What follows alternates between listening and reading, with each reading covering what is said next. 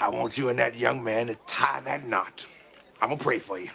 And I want you to hold on to God's unchanging hand, because he helped Joshua fight the battle of Jericho. Yes. It's the old He helped Daniel get out the lion's den. He helped here we go.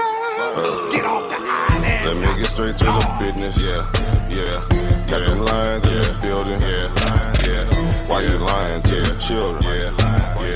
Why you lying to the children? Yeah. RIGHTEOUS.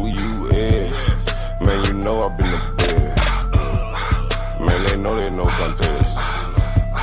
Yahuwah, he do the best.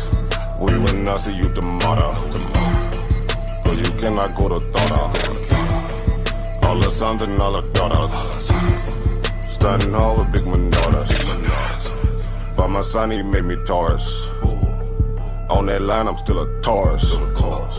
Karate kicking Chuck Norris, 4-5 on my waist. If he started, would not hesitate to get retarded. Oh Lord, he ain't got a PowerPoint, he falls. He running to the hills like a Philistine. Jihad hitting Hamites with the guillotine. Situation turned up with the Ratchet team. JJ 7000 to the bait lead. I know them haters gon' hate me, but he won't debate me. Pistol off safety. He respond, come wake me. If I don't get up, nigga shake me. If he don't show up, then he fake G. I touch down and make these nigga nuts hate me. Dear brother.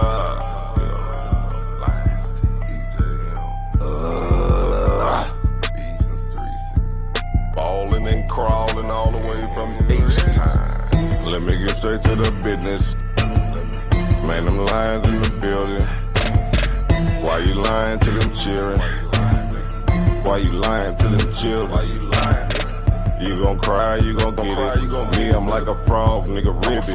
Of course, it's in the spirit.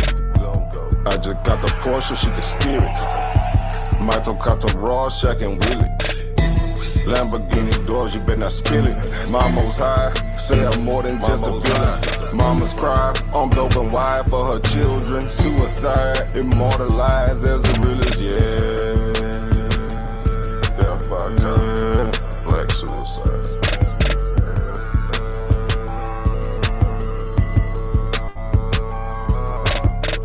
Let me get straight to the business. Got them lions in the building. Why you lying to them children? Yeah. Why you lying to them children? Yeah. RIGHTEOUS. Man, you know I've been the best. Yeah. Man, they know they no contest. Yeah. Yahuwah, he do the best. Wow, what's that? Why didn't take it over? Number one debate league, you heard me? When it's up, it's stuck. I'm stepping on everything, nigga. Metaphorically, of course.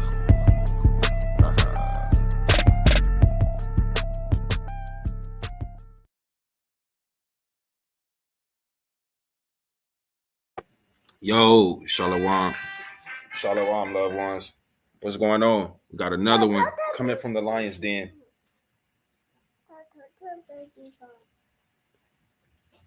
So, we got our brothers Abdul and our brother Google Scholar. But before we get to the meat, right, to the heat, I want to introduce the panel first. You know what I mean? So, we'll start from the top. Sister Kareem, introduce yourself, and then we'll start.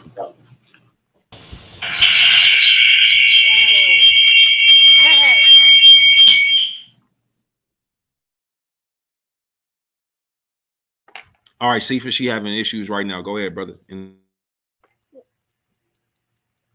Cephas Black, go ahead. Peace, family. How y'all doing? My name is Cephas Black. You can find me on YouTube, God Talk with Cephas Black, and Facebook, Cephas Black. I'm out here promoting Kemet, trying to help my brothers out here realize that we all come from one thing, one origin. So if you want to get some good information, follow me along on the lines then, and YouTube and Facebook. All right, that's our brother Cephas.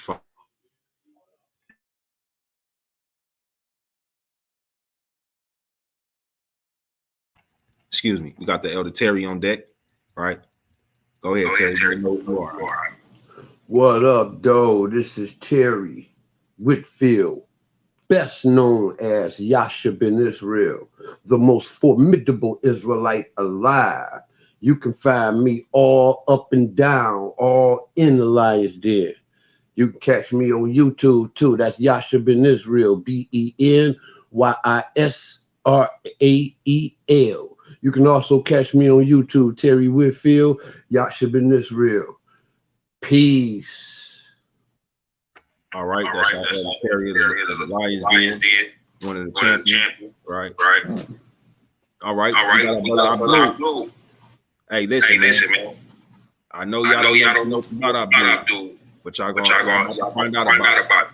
Somebody echoing. That's Yasha.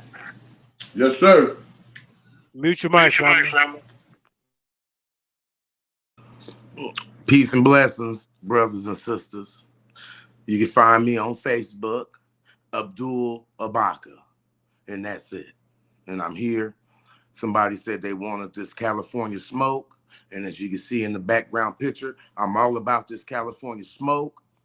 So let's get down to it. Hey. Oh yeah.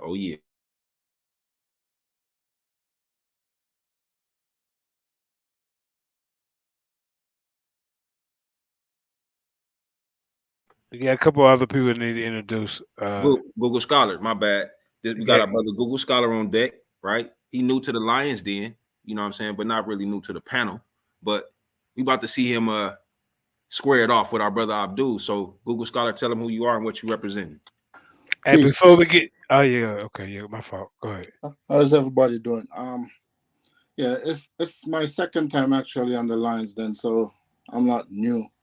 But yeah, they call me Google Scholar, but my government name is Dennis. I rock with the science. I'm a science advocate. I'm not a scientist.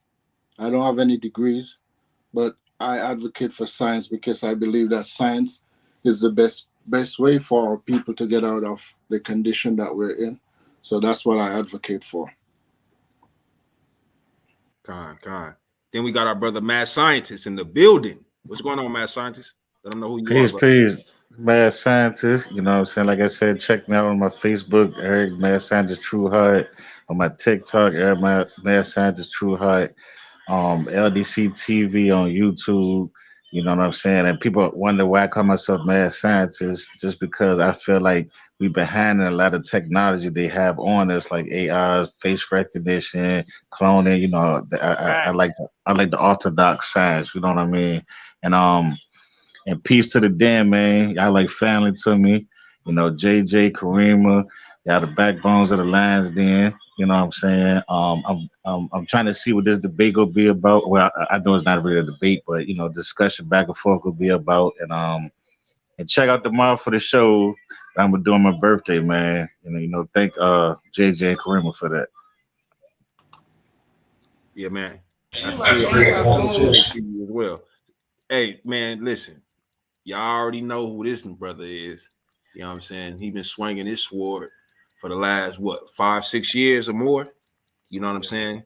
Once he got into this debate league, you know what I'm saying? He been smashing heads. You know what I mean? Ain't too many people want to step in the ring with this brother. But this is the CEO, right? Or should I say one of the CEOs of the Lions Den. Yeah. Brother JJ 7000. Yeah, we're a corporation over here, man. When it comes time to making a decision, we talk to the panel about certain things. So it's not just about JJ. When I first started coming in front of the camera, I said, y'all gonna be in some trouble when some of these people from the back chat come to the forefront. Because there's some people back there way smarter than me. And I always say that, and I love y'all, man. But yeah, Anton Montez Hayes, aka JJ 7000, People's Champ is in the building. I just come off a good debate with a couple of my op brothers, and I got a debate coming up. I don't know if we're gonna be able to do it Friday. We're working out the arrangements, but me and one of the champions of the Lions Den, Aaron Yehudin, so that's what I got in the making. But peace and blessings, and let's get this conversation going. You got Jonathan here too. He just popped up. Yeah, I was about to get to him right now. Yeah, no doubt, I'm here. We got one of our elders in the community. Man, when I say, man, a lion, hey, true definition of one. Tell me who you are, Jonathan. The camp killer. JT in the building, X1 West member. Don't believe in the bullshit no more. I'm here to express myself and teach the truth and lead our people back to the Father as best as I can. God. And I'm Commander General Yashar. You know what I'm saying? A member still of the Lions Den, one of the founders of the Source Debate League. And I'm here to host tonight's discussion. All right. So again, the discussion is between our brother Abdul Abaka and Google Scholar, aka Dennis. So brothers, Karima, she got the time for you brothers. If I need to come in and get some order, I'm gonna do that. I'm not gonna be biased on nobody's parts. So you know what I'm saying, you guys respect the platform and respect the time. With that being said, let's get to this discussion, fam. And one more thing, Commander General, if I may, shout out to Sister Alicia. Sister Alicia, she tried to jump on with it, but she's saying she having technical difficulties. So she watching the audience. She was on. She was just on. Yeah, she was having some issues. Yeah. But shout out to the sister though. Right. No disrespect to you, sister. And please, can we keep it organized and stuff? Because, like I said, I'll be taking these videos and I'll be teaching the youth of this. So, let's get it started. Don't nobody cut up. Yeah. Okay. We do that in the back chat, y'all. We already know. All right, let's get. So can I say, it won't be a debate because I didn't have a presentation. No, it's not a debate. You and Abdul just getting it in, talking, and then right. You do a couple of rounds, and then maybe the panel will join in and ask questions or whatever. Yeah, maybe this discussion can lead to a debate where y'all can set a time and date. So okay. All right, so whenever you're ready, Karima. How much time they getting? How much time y'all brothers need to get y'all points across? No, well, we started that he had some questions that he wanted me to answer. So I mean, he can ask his question. I think 2 or 3 minutes would be sufficient to attempt to answer. All right, I'm gonna give you 3 minutes. So all right. So your time starts now, Abdul. All right, I was just asking because the brother he goes with the science, and I love the science too, but there's not enough science for me to hold on to this evolution theory that the brother has. And I asked the question earlier. We find a plethora, burial grounds and mud pits and stuff of all these animals and a whole bunch of them. But when it comes to Lucy and those other types, there's only one off. And so my question was, how am I supposed to go with the science or the evidence on this one-off creature when all the other bones of all these other animals that we study and wrote down, we have a plethora of skeletal remains? That's how we came to those conclusions of what they are. But this Lucy and these other missing links, we just got to take their word on this is the missing link. That was my question. Okay, so if I understand what you're saying, you're basically saying they don't have enough fossils to prove that there was a gradual evolution from other animals straight to humans. Because we do have fossils of other species, and Lucy is a particular species called Australopithecus afarensis, and she's not the only fossil in her species. They have actually found a few others in the same species, and so they have an idea of who she was. At the same time, the scientists are not saying that Lucy was a direct ancestor of modern humans. What they're saying is that she's on the family line, as something like her gave rise to another particular species that gave rise to us. So yeah, there are pieces that are missing, but the story is actually more complete than you think. There is a lot of fossils, a lot of fossil evidence out there, even for all the species that came before our species. And to top it off, we also have the genetics now to back it up, and the genetics is confirming what the fossil evidence already showed us. So yeah, the evidence is there. If you need to get back into it, look up all the fossils that they found for Australopithecus afarensis. There is a lot of fossils found for it, and we understand that this was a transition between the apes and humans. So there is a lot of evidence out there if you look. Can I ask a question real quick? Because I just seen somebody in the comment. He just asked, who is we? He just want to know who is we when you say we. Humans.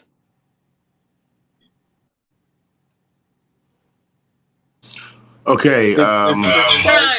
That's time. Okay. I was I don't know if we know how species work and stuff. Like I would love to breed cannabis with a strawberry so I can get my effects and, you know, some fruit too. But it just don't work like that. So what I'm saying is we should still see that subspecies that he said somewhere in the wild. Where did they go? They just don't disappear and then become something else totally is what I'm saying. And, you know, I'm just asking for a little bit more clarity on that. You got to make that make sense. And then you said something about the record or the data that they collected. They haven't collected that much data on it. But from what they have collected, they've made their conclusions from. So, you know, can you explain that a little bit more for me? Like, you know, how do you get a 100% conclusion when you only got 15% of the whole evidence? Okay. As far as I see, I don't think you can be in a position to make that assessment that they only have 15% of the evidence. They have a complete fossil of the particular species that you mentioned that Lucy is a part of. They have many fossils. They have one complete one. So they actually have a fossil of the actual species. They know what it looks like. They analyze it. They know how it functions, right? And they have put together an hypothesis, and they have used the fossil evidence to verify that hypothesis. Now, after all that is done, they have also used the DNA evidence to show that we are connected to all the other extant ape species on the planet. So the idea that they don't have enough evidence, I'm not saying they have 100% of the evidence, but they have enough of the evidence to see the picture. Just like when you take, if everybody here, I think, have filled out a jigsaw puzzle, right? When you start to fill out a puzzle in the beginning, you don't have no idea what the picture is, but the further on you go, you start to get an idea. And I'm sure you understand that you don't have to actually all the time fill out the complete puzzle to understand or to see the picture of what it's going to be. So that's the idea. They don't have all the evidence, but they have enough to substantiate that this was a different species of ape. They're no longer here, they're extinct. And it also shows that the features that are shown in them has been passed down to us.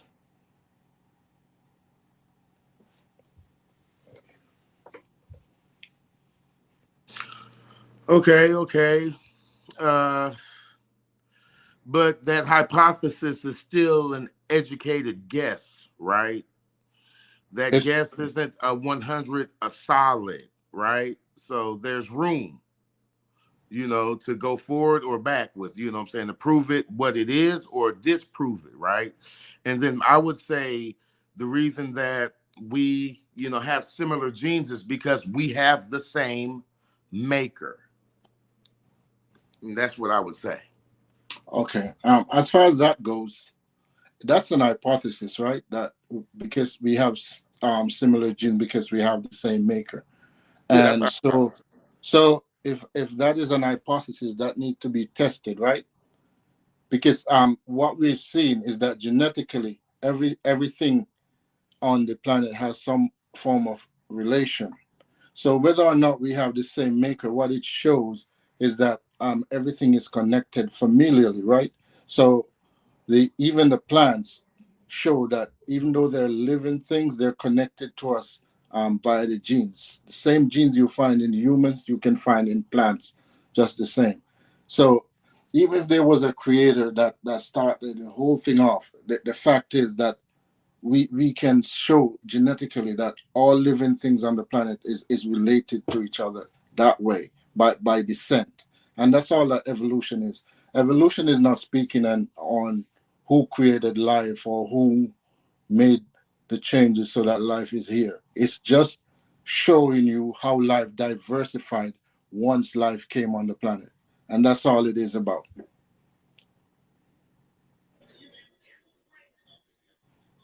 Yeah, and so if you look at the genetic evidence, it doesn't show that there are independent species. Everything shows a correlation. So if you're gonna say a creator did it, you have to say a creator created the first simple single cell forms of life, and that they evolved to what we see today.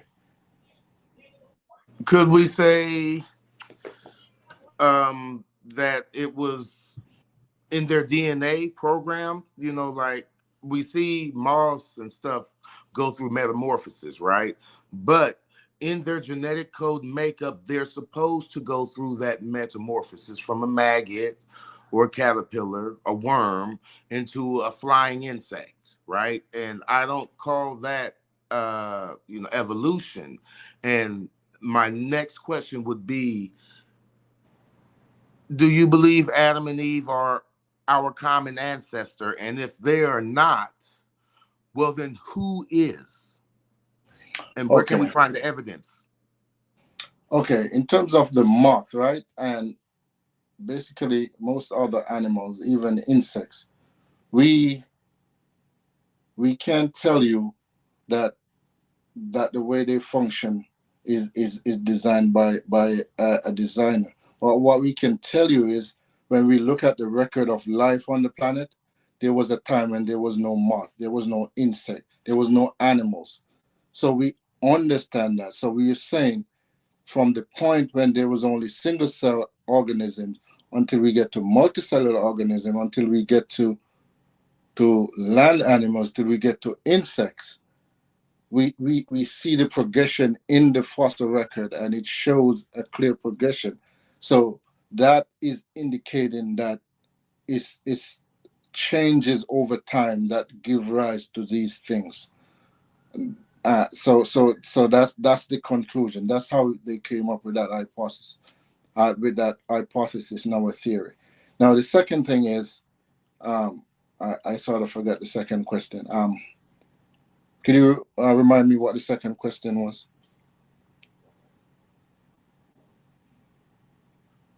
Oh, brother, honestly, I forgot. I was working on the next question, writing it He was down. saying is the caterpillar made genetically to. No, he was asking about Adam and Eve. Yeah, that's right. Yeah, my bad. Adam, yeah. I remember. Okay, the story of Adam and Eve is an interesting one, because if by Adam and Eve, that story means a particular population of people, as some Christians interpret it.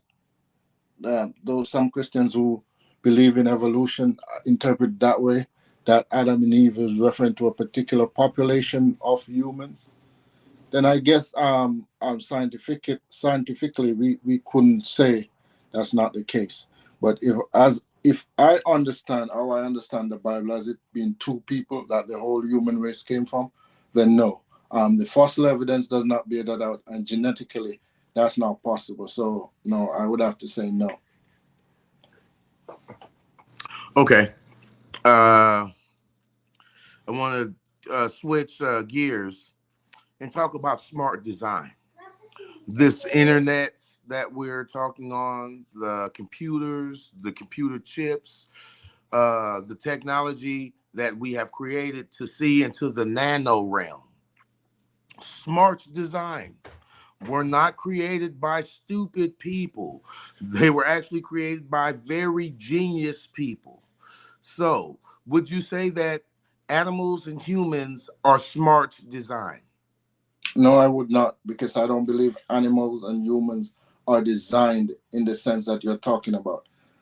For example, the way how we recognize something is designed is by contrasting it against something that is naturally occurring, right?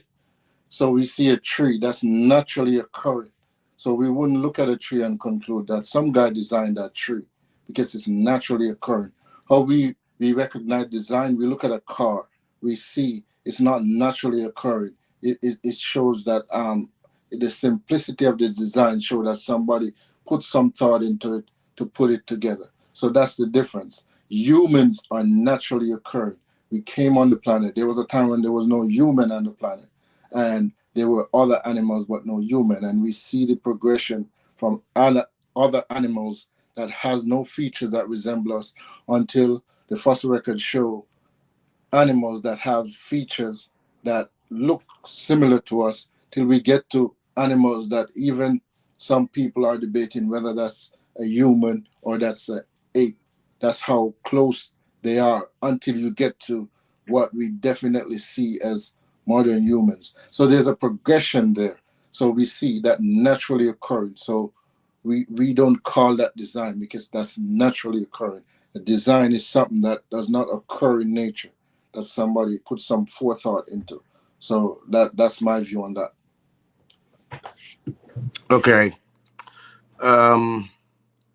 So the fact that our genes and cells multiply and all this stuff to form us, and the working thinking brain that smartly designs things would lead me to believe that we have a smart maker, a creator, a designer, and someone who even designed those seeds and those trees that you speak of. You understand what I'm saying? Because they start as a seed, and if they're let to grow, they will grow into these giant trees, which is part of their design. You know, trees ain't gonna just start snatching people out. Trees aren't just gonna start snatching people up and eating them. You know what I'm saying? For nutrients, right? Because that's not what they were made for. That's not their design, and that's what I'm trying to talk. Even the Hubble telescope, if we believe in we're going to Mars, these rocket ships and these lasers and the communication was smartly designed. You know, and it goes back to the basics, the waves, the radio waves, the light waves, and everything. So I cannot say that I don't think we are smart design. We are smartly designed. So let me ask you a question to try to get the point across to you. Can you point to something that is not designed? No, I honestly can't. So you see that's the thing. Your position then everything was a forethought. become, I'm sorry. Your position then becomes unfalsifiable, right? Because if everything is designed, then there's no such thing as something that is not designed. And so you basically are in an unfalsifiable position. And science does not deal with science has to be falsifiable, right? If in science, if you say something is, you have to be able to point out something that would make your idea false. If there's nothing that can make your idea false, then that's not science. And so evolution is science, right? If you can show certain things happening in nature, then that would make evolution false, right? For example, if you can show a mammal in the pre-Cambrian or the Cambrian strata in the fossil record, that would make evolution false. Because, like I said, it's a gradual process. At the time of the Cambrian, there were only simple animals and single cell. So for you to find something as complex as a mammal in that strata, that would need an explanation, and without an explanation, that would make the theory false. So that's the difference with science. I can't say that human beings are not the product of an intelligence that start seeded life on the planet. But whoever that came, that whoever it came, what we are saying is, at one point there was no life on the planet, and then He woke up from his nap. slowly we see life came and it changes gradually until it get to us people. So whether or not there was a somebody who set, like they say, set things in motion, and this was their goal all along, or whether it's just not naturally occurring, like science posits. What we're saying is that the intent is not the realm of science. Religion deals with the intent. What we're dealing with is what actually happened, and that's what science touches. The actuality of what happened. Somebody got to mute up. Go ahead. Google. Yeah, no, that's basically it. Yasha, you got to mute up. Yasha. Yeah, so the thing is, science has not yet figured out how life started on the planet. So a religious person, or any religious person, can come and say, yeah, it was my God who did that, and science cannot does not have an answer to that. But if the religious person then say this was how it happened, and then we look in reality and we don't see it happen that way, then that's where we have a dispute. So science is not telling you that there was no designer that set the planet in motion, or the solar system, or the universe in motion. But what science is saying is that at the point where life started on this planet, it started with simple single cell life, and it gradually evolved into what we see today.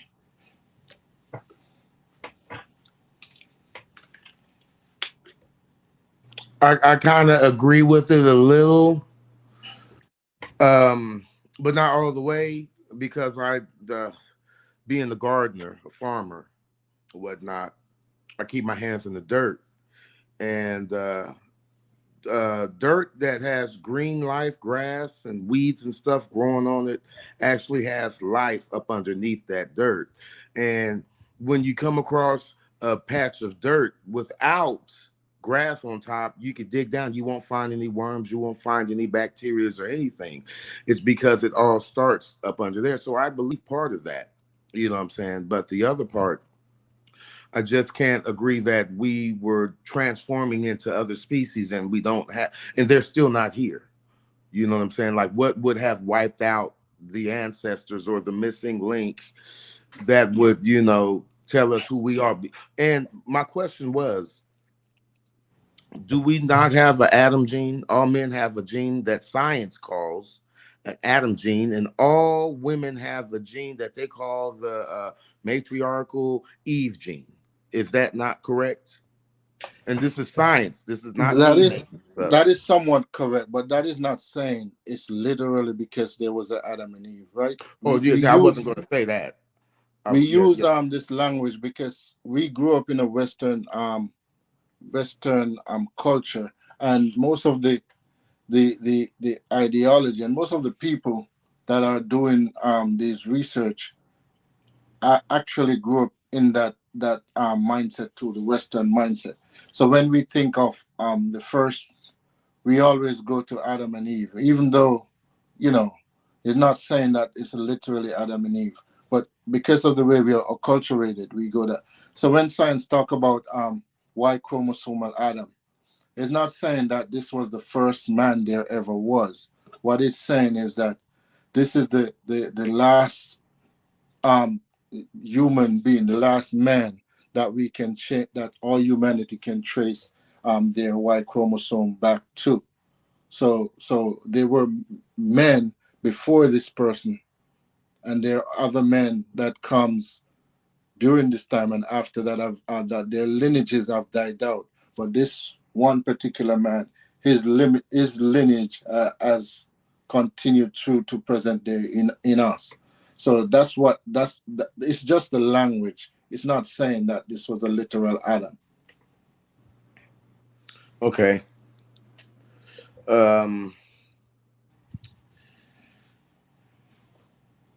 They don't say that. You sure that they don't mean that we all come from a common ancestor? All men come from one male common ancestor, and all women today come from one female ancestor. Isn't that what science says? The evidence. Science, yeah, as I mentioned before, science says that all men on the planet today can trace their Y chromosome back to a particular man, one man that lives somewhere between 150,000 to 200,000 years ago. Conversely, it says that also the women can trace their lineage back to a woman that lives somewhere between 200 to 300,000 years ago. So in that sense, you could say it's one man. But what I'm saying is, this was not the only man at the time, and there were men before him that have actually, their lineage have actually gone extinct, and there were men after him who their lineage have actually gone extinct. And so it's saying one man and one woman, but they did not live at the same time, and it's not two people that knew each other. Okay, well then, shouldn't we have his DNA somewhere of these other men who would have had the Y chromosome or something? And you said science deals with absolutes. No, science does not deal with absolutes. Oh, does not? Okay, I misunderstood you then. Okay. So what you're saying is somewhere in the near future we should be finding remains of other Y chromosome creatures, because those bones that I speak of, we have dinosaur bones, well-preserved dinosaur bones. You know what I'm saying? So I'm sure a human fell into a tar pit or one of those bogs or whatnot, like the animals did. You know what I'm saying? So sometime in the future we should be finding the actual missing link, is what you're alluding to? No, this is not how it works. First of all, science cannot tell you what bones you're going to find, because what happened is that bones that old will only survive if they're fossilized, and fossilization is not something that happened often. It's a particular process. It has to be a particular circumstances for the bone to fossilize. So, for example, if a bone is lying out in the open, it will not fossilize. In order for a bone to fossilize, very soon after the creature or the person dies, that there had to be sediments laid down upon it and covered it and shield it from the elements. And then when that material hardens around the bone, all the organic material is actually evaporated or eaten out, and the rock actually take the place of where the bone is. So that's what fossilization is.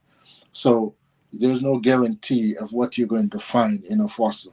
You just look for fossil, you find it. You don't find it, and you don't find it.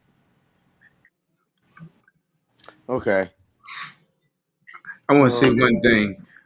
Google Scholar, so you can prove to me that dinosaurs are real? Basically, that's what you're saying? If I can prove to you? Yeah, you believe in dinosaurs? I want to answer this carefully, because proof is not something that. Hey, can somebody send Uncle West the link? Abdul, where? Kareem, can you put the link in the chat? That's Yeah, I know it is. That's the master teacher. So that's y'all master teacher on that side of the corner. Hey man, y'all don't be laughing at that man, master teacher. Shit. All right, let's go. Yeah. So he's trying to come save him. Uh-oh. So when it comes to proof, in science we don't do proof, but yes, when it comes to dinosaurs, we can show you the evidence. I can show you the research, the papers, whatever. I don't have actual physical evidence, as in having the actual bones with me that I can show you. Yeah. But if you want, I can take you to the Museum of Natural History, and they have the actual fossils someplace there. They can actually show you. So yeah, it's pretty clear that there were dinosaurs on the planet. Well, what about if I got evidence that can show you that it was more of the scientist's imagination than anything else? I mean, I'm sure you can find somebody saying that, but I think the evidence is overwhelming. Well, not somebody saying that, but it's actually scientists who put all these works together. Yes, Okay, indeed. so here's the thing. I had this. I don't remember if it was Abdul or Eric, but I had this conversation too with somebody. When it comes to science, you don't actually bring the word of a guy or a couple guys, even if they have the requisite credential, even if they're trained in the field. You don't bring the words of one guy or two guys, because people can have agenda. What we do is that we look at what the consensus is saying, right? And if you can show me a I even know to say the word, a paleontologist, or even an evolutionary biologist that says that there were no dinosaurs and that people just imagine it, that's cool. You can find a Nah, dissenter in I any don't got field. evidence that saying that. I got different evidence that I would debate you, proving you that the dinosaurs was through the scientists' imaginations, and that most of the bones that they say they discovered wasn't even bones; it was just scraps. So, No, that maybe 150 years you could have had that debate. You cannot do that today. well, check this out then. Well, when was the first dinosaur was discovered? I don't know Who the discovered exact the date, first but I think it dinosaur? was sometime in the 18th century, You're 17th or wrong. 18th century. 1677 by Robert Plot. Yeah, no, I did say I don't And it have the wasn't exact. called the I don't know it dinosaur. off the top of my head. But The what I'm man saying who is, Sir Richard Owen created the saying dinosaur. If you look who that up, he made that word yeah, that we call dinosaur popular. I know that part. So Richard Owen was a creationist. You understand that, right? Yeah. Oh, yeah, I understand that. But I'm talking about Robert Plot in 1677. He was credited with discovering the first dinosaur bone, and but his best guess as to what it belonged to was a giant human. So I'm saying that because he set the foundation for these brothers to say that they found dinosaur bones.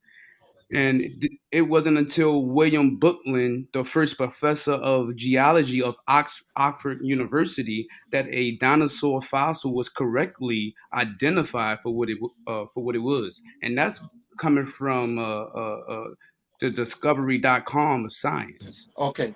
All right. I got you. Discovery.com is a pseudoscientific organization. All right. So let's deal with Discovery.com. Discovery, along with the Institute for Creation Research and Answers in Genesis, these are creationist website. They propagate the idea of a creator and intelligent design.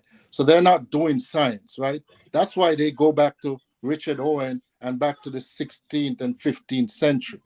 Well, That was when the sciences, modern science, was in its infancy, and there were many flaws with the scientific method at that time. It wasn't as refined. If you notice, when they come into modern day, what they do is that they go to their little corner and they create their own organization and try to publish pseudoscientific information in regards to evolution. So nobody that is anybody in the field of science take the Discovery Institute seriously. They are the people, the main people who push the theory, or I shouldn't say the theory, the hypothesis of intelligent design, which we know both in a court of law and in the field of science has been totally disproven. So we don't take what the Discovery Institute say as Well, seriously. let's We, pause there because that was just one of my examples that I had for you. I got other information to prove to you that it was called religious scientists who created these beings out of their mostly out of their imaginations. So I said that because the first Bible, was published in 1455.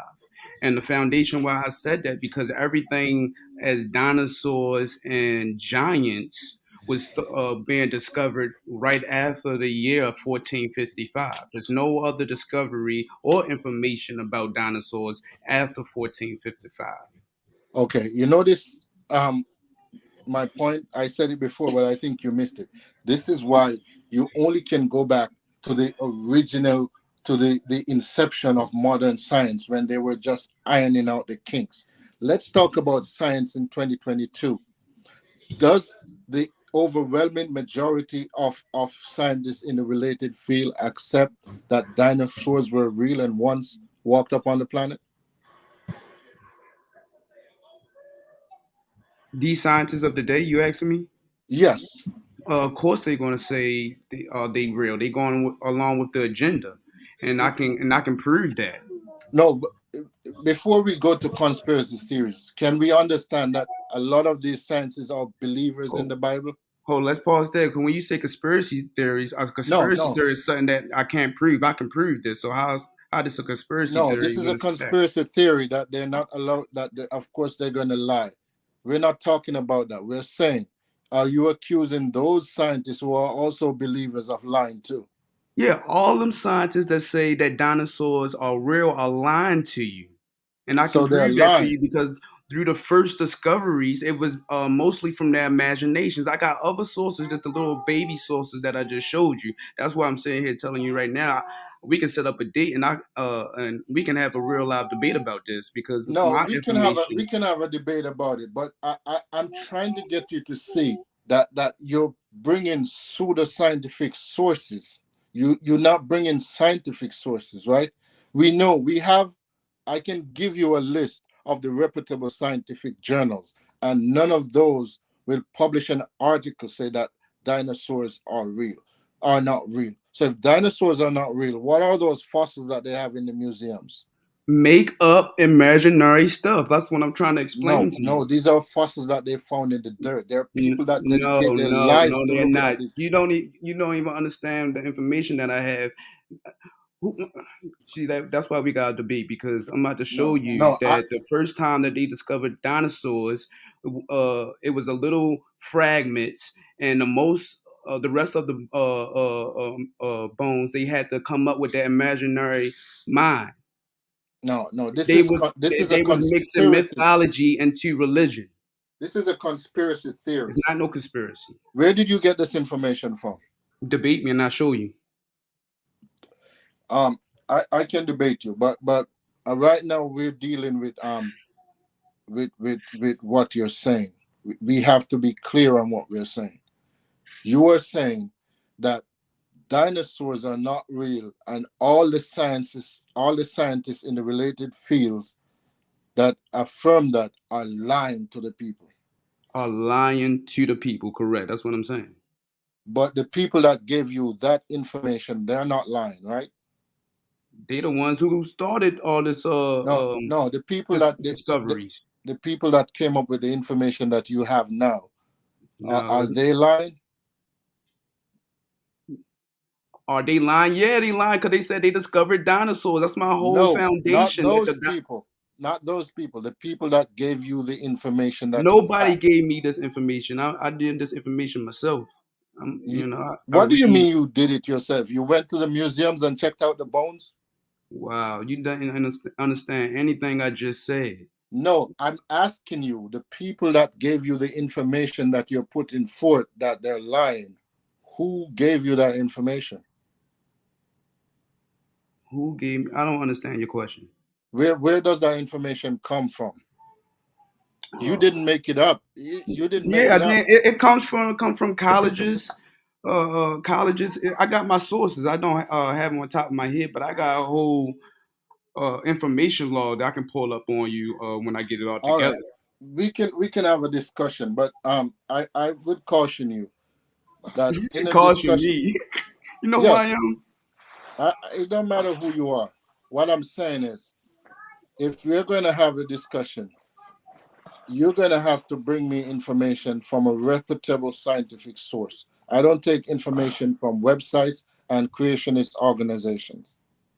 Scientists. Can I say something real quick? Yes. Hey, is the host still here? You sure you still here? Yeah, I'm on that. What's All right, going on? we got a new guy on the panel. Just you want to introduce him real quick. Okay. That's Unc, but you know he got his new nickname, Bob. He in Bobby Banger mode. But go Bobby ahead. Banger, that's the God Killer. What do you feel? Another nickname. Okay. So real quick, family. Nickname, that ain't my nickname. We got Unc on deck. Called himself the Body Bangers Pseudo Killer. So you want to introduce yourself real quick so these brothers can get back to. Yeah. I was just enjoying the conversation, man.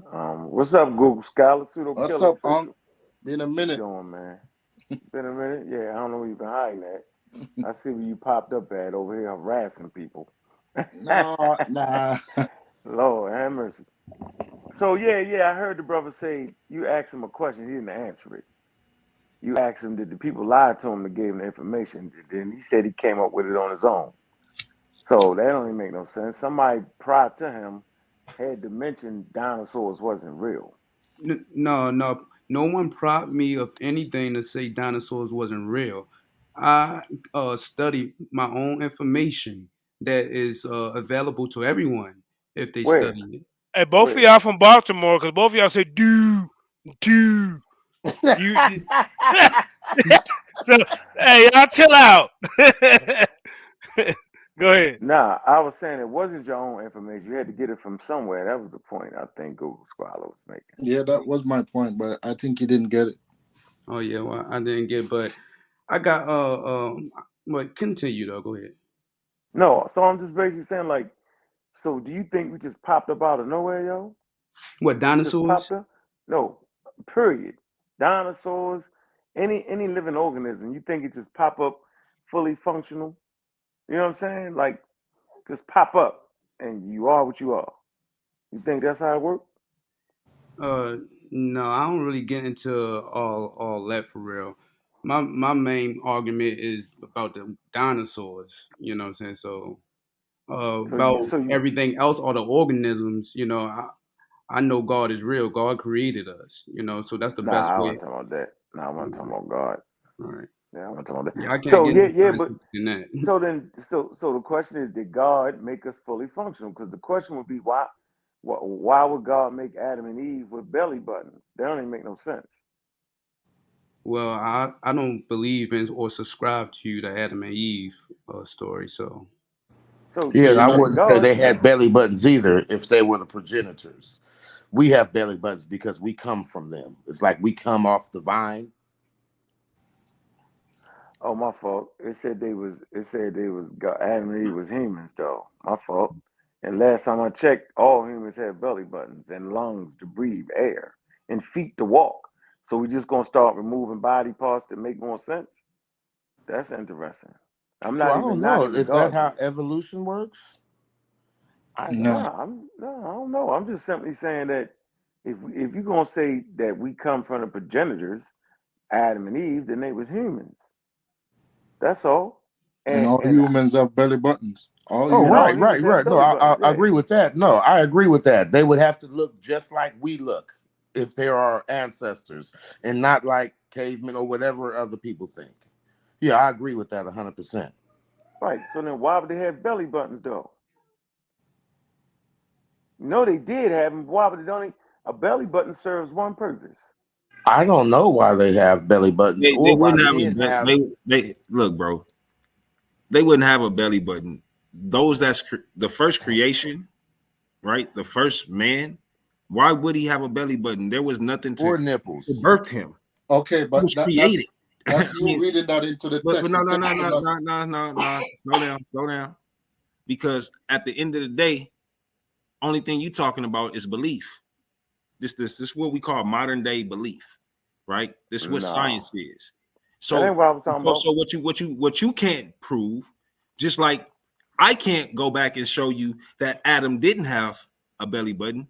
You can't prove the process of how we were even created, which is what evolution is all about.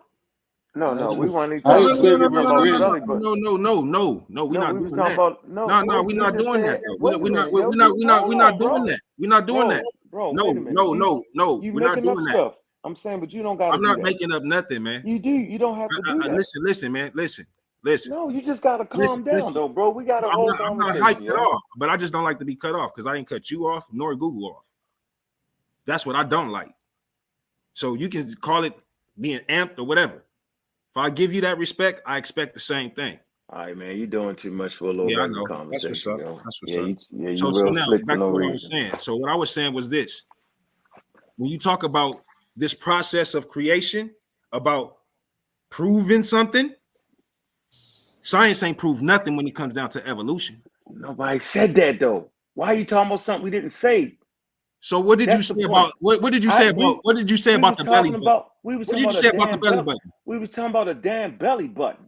So what did you ask about the belly button? And I simply said, why would Adam and Eve have a belly button? And you went off into a tirade somewhere. Goodness gracious. What was my answer about that? Because I answered it. You was like, you didn't answer. You said they didn't have a belly button. That's not an answer? No, that's a crazy answer. Then they wasn't. What you mean that's a crazy answer? What do you mean? Humans. Okay. Hold on. Oh, that's crazy. All you have to do is just prove that they did. They could. Because they hold on, y'all. So you stuttering? I think they don't get the point. Crazy answer because they did. So I'm saying, so prove that they had a belly button, fam. All right, so let's start there, y'all. Do I gotta prove they got feet? Yeah, you do. Yeah, you do. Yeah. So they didn't have feet and hands. Prove it. Did they have lungs? Well, they would have to have been born. Evolution ain't proved nothing. Goodness gracious, since you over here, since you over here, talking about evolution right since you over here cheerleading for science and evolution, prove it, bro. Bro, I'm not. They say you the evolution teacher. They say you the master teacher of science. You're attacking me for that. Hold on. Just let him get off his chest real quick, and then we, yeah. Yeah, I'm just saying. Me on something. This man talk about he being this master teacher of science. Not right. Of evolution. I thought I could go. But I'm not a master teacher. I don't want you to make up shit about me. All right, so look, I'm gonna mute myself out and you go ahead and go. Yeah. Commander General Yashar, you got to take off your debate hat because remember you the host. Right. You can't present a question. No, I'm not tripping, bro. I was making a statement, and then now all of a sudden, you know what I'm saying? Oh, this and that. So now, if I get challenged, I'm gonna challenge this brother right back. I didn't challenge you. So here's the question, Bobby Banger. Y'all always say I don't even want no question. I'm saying that you said about the belly button though, because I was getting ready to say the same thing he said. But they have feet. But and hands. But how can you said they was humans? But how do you know if Adam had a belly button? We don't know that part. Because right, like, but the point is, I was saying, JJ, all humans have a belly button. Why would he need a belly button? It wasn't a human. What I was saying, JJ, we have belly buttons because we come from our mothers. We were attached to the placenta. It didn't say nothing about Adam being born of a woman through a virgin, through a vagina, or having a goddamn placenta. Like we do. It didn't say nothing. If it said that, I could be like, yeah, he did. Why would it say it? But why would it say it though? Yeah, I think they're not getting the point. Okay, let's get back on point. All right, come on, y'all. It's a good show. If he is the beginning and we all come from him, why would they have belly? Why? We're not talking about him right now. We ain't talking about Adam now. Let's get back to we talking about these monkey chimp apes. No, wait, hold on. We're not even talking about evolution. Oh, okay, I stepped out for a minute. What we talking about, No, I'm making a point, right? That the only reason that we don't know that they had placentas because the people that wrote it didn't know nothing about that. That's seriously? Simple. Of course they don't know nothing about. Shit! Just because they came up with a new word, brother. Hold on, brother. They came up with a new word called placenta, but before they called it placenta, they knew about that sac that was attached to the baby. We can play these word games all you want to, but I'm not the one. Man. They knew about that placenta before we called it placenta, brother. Okay, so they knew about it. Okay, so no, hold on, one second. Are you saying that? Hold on, 1 second. Are you saying that they didn't know about that? No, what I'm saying, he just corrected me. I can stand correction. Since he said they knew about it, That's I what I'm trust talking you with about. that. I trust you. So now my point is, did they have feet and lungs? Because we start to It take has away. nothing to do with a belly button. Yes, it does. You're taking It has away. nothing to do with a belly button. Listen, Fam. man, you Yeah, I just a agree with you on fast that, talking guy, Shar. dude. Yeah, your brother. Just Could you say you explain it want to to win us? the Moving the conversation, goalposts bro. right now. I'm Yeah, not No, but let moving him the explain it, goalposts. brothers. Yeah, Let him let's explain it to us. Yeah, go Let ahead. him Go ahead. explain it to us. yeah. Listen, it is obvious that there are genes at work. Genes, right? Genes do what? Everything has a gene for it, meaning genes cause things to form. You don't just pop up. So if you're a human with feet, you have a gene, right? That causes you to have feet and 5 toes. If the Yeah. frequency is too strong, you'll have 6 toes. It's called the homebox gene. So I'm simply saying that the gene for a goddamn belly button, which is really a remnant of an umbilical cord, has to be there for it to be human. Now, if you're telling me that Can I Adam go? Eve really wasn't human, it was something else, then we can have a different conversation. I'm not even knocking the whole story. I'm Okay. just saying that if it's a human, it's going to have everything a human has. Right. That's all I was saying, bro. I All wasn't right. trying to be funny, All right. and I Let me wasn't go, trying to Abdul. teach evolution. All Damn. right. Cool. Jesus Christ. So now this is an elder in our community that don't have any understanding of what the process of childbirth is. The process of a child being needing the sac, right? That placenta sac, right? That's actually cut to why we actually have a belly button. This is what the process is of when, you know, man and woman have sex. They bring forth a child. That child is nutrition comes from his mom's sac, which they call a placenta sac, right? It's where the child also uses the restroom, right? So that the mother don't die from toxic, right? So like, this is what happens when one is born. Can science explain to us what happens when one is Talk created? about science right now, yo. You You see mixing what I'm two saying? things that don't got to You be see, mixed you up. see. So now I got to get It cut doesn't off. have to be mixed. So now I got to I'm just get saying cut it off. doesn't But have to be I thought mixed. we was That's having a all. regular discussion. You Well, got your discussion chance is to two get it people all the talking. way All out. right, well, go Nobody ahead, brother. cut you off at all. Brother, go ahead, yo. You hot. Man, well then let me go yo. then. I don't need you to Stop talk being about so- nothing. All you got to do is stop be being quiet. so fucking goddamn Man, relax disrespectful, yourself, dog. man. Well, you Have gotta some relax decorum. yourself. Have some decorum. Damn. I'm good. Okay, I'm talking. so act like you I good didn't cut then. you off. I just Okay, want well, to so finish what? without being interrupted. Man, That's I all. didn't interrupt you, Yeah, bro. so be quiet then. Yeah, so Man, you're a what I was silly saying dude, was man. this Man, brother I ain't right even here. listening to you, man. Whatever. Right. That's what's up.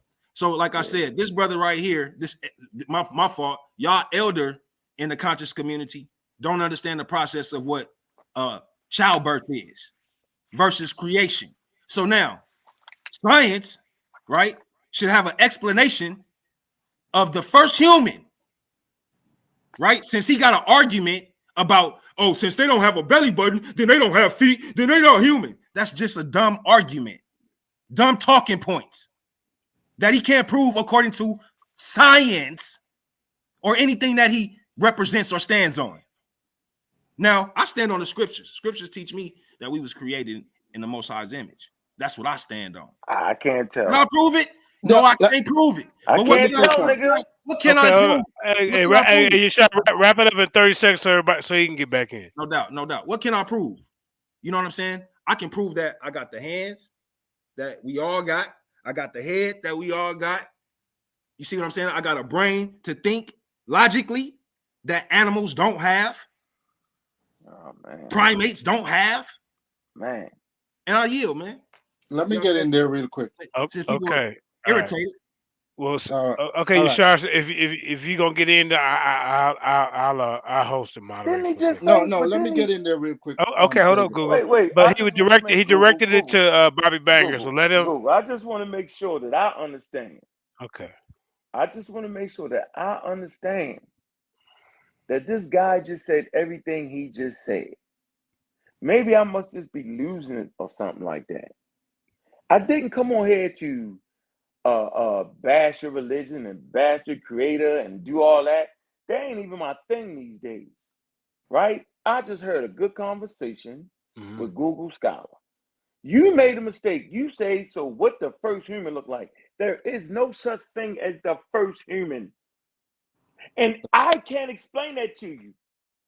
It's going to take a minute for you to understand. There is no such thing as the first human, bro. So what is it, second and third? I mean, no, that's not how science look at it. But go ahead, Google Scholar. No, Explain that to them. There's no first I'd like you to elaborate on that one, because if there's no first, then what is second and thirds popped up? What the hell going on? No. There's two things. There's two things going on here. First of all, y'all want to take away from the strength and power of mythology, folklore, and legend, and history. Y'all want to just throw that shit around like it ain't nothing. Fuck it. As if other people living on planet Earth don't have folklore, religion, and the same things. This is part of the human experience to have a culture, cultural nuances, religion, mythology hooked up with real history. That's okay. So we don't gotta fight over that. Y'all can have y'all Hebrew thing, but don't get it fucked up and twisted to think that it's not the things I just mentioned. So in the Bible, you do have real human beings there, and you do have people expressing culture. They have a cultural understanding of their world, and they have mythology and legend and folklore and deify ancestors, just like all people on planet Earth. This is one thing y'all can't get past. So whether it's real or not, that's on y'all shit. I'm not here to argue that, but I can prove to y'all niggas on here tonight that there are 8.5 billion people and tribes with all different stories. I could prove that shit. I'm done, man. I ain't trying to attack nobody. Let me say this, right, you sure. Hold up. Google's gonna get in. You next, and then after that, I need to get. I gotta go in on Bobby Banker. Yeah. All right, go ahead. I want to address 2 points. The first one is the point that Ankh made. It was a simplistic point. I didn't really understand what the contention was. Well, all I got from it, what he was trying to say is that save him, Google. No, hold on. Yeah, okay. All human beings have the genes for a belly button, and if we're saying that Adam and Eve did not have a belly button, that means they did not have the gene for a belly button. So how did they pass it on to Cain and Abel and their offspring? That sounds retarded. Hold on, let me take this. Let me get this. Bro, Adam and Eve were born. They weren't born. Finish. We was born. That's why we got birth. Let him finish, Abdul. Let him finish. Right? You can go next after him. It's a simplistic point. It has nothing to do with evolution, but I get the point he was trying to make. It's not a big deal. All right? The second point is, when it comes to the first human, I know that the Bible teaches that Adam and Eve were the first two people, but evolution teaches that we evolved from other creatures. So there was never a first human. There was a first population that was considered us, but there was never a first person. Now this is what to me. All right, so now we on it. Okay, go ahead, Abdul. Now remember, they said there is no first human. It's only second and thirds and fourths. Go ahead. I ain't even say that. I'm flabbergasted and I'm losing brain cells listening to this. JJ, for real. Like, the reason we have belly buttons and umbilical cords is because you came out of another person. We know that. Fucking damn, man. But what person did Adam and Eve come out of? No, they're not real. That's the point, you know, bro. That's the point. Adam and Eve not real. That's the point. You're right. It's not real. You're right. You just proved it. You said it's not real, but science says it's real, though. And science said all men. Nope. No. Yep. Nope. I'm lying. Don't say that. Didn't I just ask him this question earlier? I wasn't even cutting you off, Bobby. Didn't I answer you? You're right. Yeah. Let Abdul speak, y'all. Damn, that's how you know. And I just let him say what he said. You ain't heard me give him no contention to nothing of what he said. They scared of you, man. I don't believe in nothing of what he said. I was just getting it out there for the world to see. Okay. Hey, Bobby Bang, you must have heard about Abdul. I think you acting a little shaky over there. Cutting me off, man, for real. Because I'm coming Abdul, with this. I didn't cut. No, I apologize, Abdul. Yeah, and not the school of science. That's the religion. I'm with the Most High and not the Most High science God. Period. Okay? Science is y'all religion, and it's clear as day. Y'all back in y'all religious deity. Right. I'm sorry. You know what I'm saying? And I believe in the Most High. He said he created Adam and Eve. And from them, we come from. And science said we men have the Y chromosome from Adam, which they call the Adam gene. And they say women have the other chromosome, the what they call it, matriarchal Eve gene. Why would they make that shit up if it didn't correlate with biblical Adam and biblical Eve?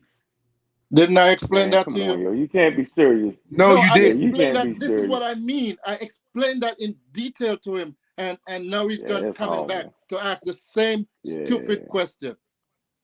Yeah, I thought you were sharp. Answer it again. Answer it then. Both of y'all. I'm just asking. That the term Adam is a colloquial term. It's not even the scientific name. It's a colloquial term that the scientists use because that's the vernacular they use. It's a Western kind of thinking that we always try to call the first thing Adam or Eve when it comes to a woman. That's just the mindset we grew up in, the religious mindset. It's not saying that this was the first man. I explained to you that there were people living before this guy. Well, you explained this, but you showed no evidence. Where's the bones of these other people? Oh my God. You need the exercise guide. Where's the bones for these other people? Yes, I've always asked for evidence. Yeah. JJ, ain't I been saying where's this plethora of bones? Google Scholar. I've been saying where's the plethora of bones? JJ, be fair. That's not fair. Since I explained it to him, he never once said, "Do you have a reference for that?" He never said it. Oh, he asked you now. Ain't no reference. I'm on the internet at the same time. I don't like this kind of line. Abdul is always now I'm lying. Oh my goodness, shit. JJ, I'm sitting here googling the what word. do you like about Google Scholar? You getting a little asked me for a reference. sentimental on this here. You see, he got in his emotions. Abdul, you like that? Emotional, sentimental. You don't have to lie. You don't have to lie. That's my point. Okay, I apologize if you felt he lied. He lied because he said he asked me for a reference when he Hey, did. I am not apologizing, JJ. I don't give you permission to apologize for me. Fuck that nigga. He's a liar. Wait a minute. You was the 41 that said you want the kids to watch this, Abdul. Yeah, yo. You can't say niggas. You were having a good discussion. You never asked for it before. If you asked for it and I didn't give it, then you can say you asked. Okay, okay, maybe ask for it. Okay, yeah. This is being recorded, and when you go back, I've been saying, where is the plethora of bones? That means where's the evidence? I've been saying it over and over again. Comprehension skills, brother. I don't like this kind of comeback behavior from this guy. No, come on now, man. No, he didn't. Google Scholar gonna slap with his glove and challenge all he had to say is, "Do you have a reference for that?" He never at one point said that. Oh, okay. Now he's gonna come back and say he said. Now, how long you gonna talk about that? He didn't say it, Google. Come on, man. He did not say it. You know that, JJ. You know he didn't say it. Abdul, can we play it even though, Abdul? Seriously.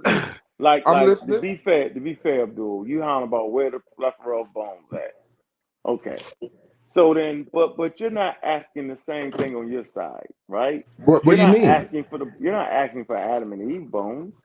We got Adam and Eve bones. We are Adam and Eve. Those are our progenitors. Okay. What are you talking about? True, listen, so if that's true, then it's true for the shit he just said. No, it's not. That logic don't work here, brother. No, you can try to save this brother all you want to. It is not going to work. Abdul, listen. I ain't trying to be funny. But if you can sit up here and say we are the bones of Adam and Eve, then we can say we are the bones of the Homo sapiens sapiens. It's the same way, yo. And where are the rest of the Homo sapiens sapien burial ground bones in the plethora? The same place for Adam and Eve burial. You see what I'm saying? I'm gonna show you because this is the cut problem. Off, yo, you just cut him real quick, yo. Me and Abdul was having a good one. You cut him with the my problem. fault. Relax for a minute, yo. You get your shot, Abdul. I'm just Abdul.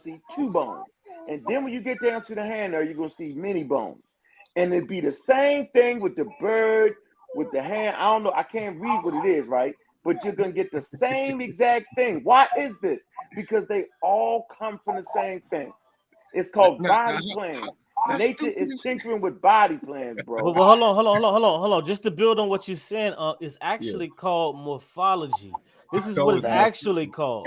So what you have is you have a humerus, you have a radius, you have a carpal, then you have the metacarpals, and in your feet you have metatarsals. So I got the next question. If you ever paid attention, in A&P, which is anatomy and physiology, you would have learned this already. So what you're showing right now actually shows evolution, and you're just too silly to understand it. Okay, do now not show evolution, buddy. I'm next. I'm next. Funny guy with that one. All right, now what I'm looking at. Once again, so look, look. This goes along with the population that Google Scholar was talking about. So we had a population of cats at one time. We had a population of whales at one time. Then we had a population of bats. Like, do you hear this retarded shit? Like we supposed to, and then hold on the fact that they all came at different times. They all come from the same. Let me tell you something, bro. This how simple science got these brothers. Yo, you messed that up, yo. What is you? I ain't messed up nothing. I gave a great example of what y'all failed to understand. You sure? All of this is showing. I got something for him as soon as you get done, fam. Yeah, all of this is showing, family, is that we all have the same joints. Everything like that don't mean that we are common ancestors, dummy. Right. Yeah, but I was looking right. I was getting ready to say that. Insane with a person who thinks like that. That's a person that's a religious thought process, family. This is why you have 3 people on here, right? 3 people on here that can't prove nothing. They wouldn't even show you this information if I didn't even pull it up. Nigga, you just proved it. Shut your ass up, nigga. Matter of fact, this is what you do. I'm gonna put down my screen. I'm gonna put down my screen, and I'm gonna put no. I'm taking my screen down because y'all about to teach us right now. Y'all about to post our information because Israelites don't have no information, right? Israelites don't show nothing, right? So now we're about to listen to Q. We about to listen to Bobby, right? We about to listen to Google Scholar. I got some for him. Hold on. They ain't gonna show us a goddamn thing. All right, you sure? I got something for these rookies. Hold on, don't jump in real quick. Do you know your home screen? They scared of JJ. Hey, Kareem, can you share my screen? Hey, JJ, you can get his, yo. Hold on. All right, let me get in. Your screen is showing already. Right, let me read you what's going on because see, this dude Google Scholar made a fatal error and said that the Cambrian Explosion has been figured out. They got proof. Now, hold up, Bobby Banger. Now, it says the Cambrian Explosion is the term used to describe the sudden appearance of an extremely large number of diverse fossils in the fossil record, right? Wow. Now, see, now the rock layers is finna tell on them. The rock layers is finna tell on these guys, Google Scholar. What you fail to realize is this. The Cambrian rock layer is at the lowest level of significant fossil-bearing rock layers. Now, here's the problem. The pre-Cambrian rock layer, which is just below the Cambrian, let's say the pre-Cambrian is just below the Cambrian, has extremely few fossils. The Cambrian rock layer has billions of fossils. The transition from the pre-Cambrian to the Cambrian rock layer has been called the Great Nonconformity. You see what I'm saying? The Cambrian Explosion has been called the Big Bang of the theory of evolution. Darwin evolution has been puzzled and perplexed for more than a century trying to explain how such a wide variety of marine invertebrates and other Cambrian organisms could suddenly evolve and be I don't get the point you're making, Tim. Let me get him out of here. Hold up for a second. Hold up for a second, you bro. don't get the point he's making? Bro, can you shut the hell up, Google Scholar? God damn, bro. Let him finish. Let him finish because I'm going to get him out of here. Just let him finish because I'm going to get him out of here. Don't worry. Let him finish. He did that on purpose. The point he's making. Hold up, man. Let him finish. Let him finish. I don't need you to tell me to let nobody finish. Let me finish reading. I'm going to start it over now because the Cambrian Explosion. See, because I don't interrupt your time. This is by Bill Nugent. Listen, because y'all got some explaining to do. Because under the pre-Cambrian rock has these non-vertebrates, right? And then when you get to the Cambrian rocks, You don't show no transition, no nothing. So you have got up out of here because you have no explanation. And what's your name? How long is it though, Hold on, y'all? what's this guy name? Outside the cube. I don't want to hear your lip. I don't want to hear your explanations and your thought process of what you woke up at 2 in the morning eating bananas and cookies. I want you to show me a You got source. it, Pull it up on JJ. your goddamn You screen. won. Let me You finish got it, reading it real JJ. quick, because this is the whole Amazing. thing. Correct me if I'm wrong, but y'all have to show us because Darwin couldn't even figure it out. You niggas ain't got no credentials. So how the hell Nigga, y'all ain't gonna no try to Darwin ain't tell know us about that, if yo. Darwin and his crew couldn't figure it out? Y'all got the Darwin answer. didn't know. All right, let me Darwin share didn't my know about that, screen. yo. Yeah. Let me share my screen. But hold on, before you pull yours down, Ask him how I Okay. want to long it read took it though. again. Yeah, read it again. Before you pull it down, I want to read it All right. again First, because you explain don't. to me what do the great nonconformity mean? Hold on, bro. No. If you hold Bro, up, what relax, do the brother. great nonconformity mean to the people that Bro, don't know?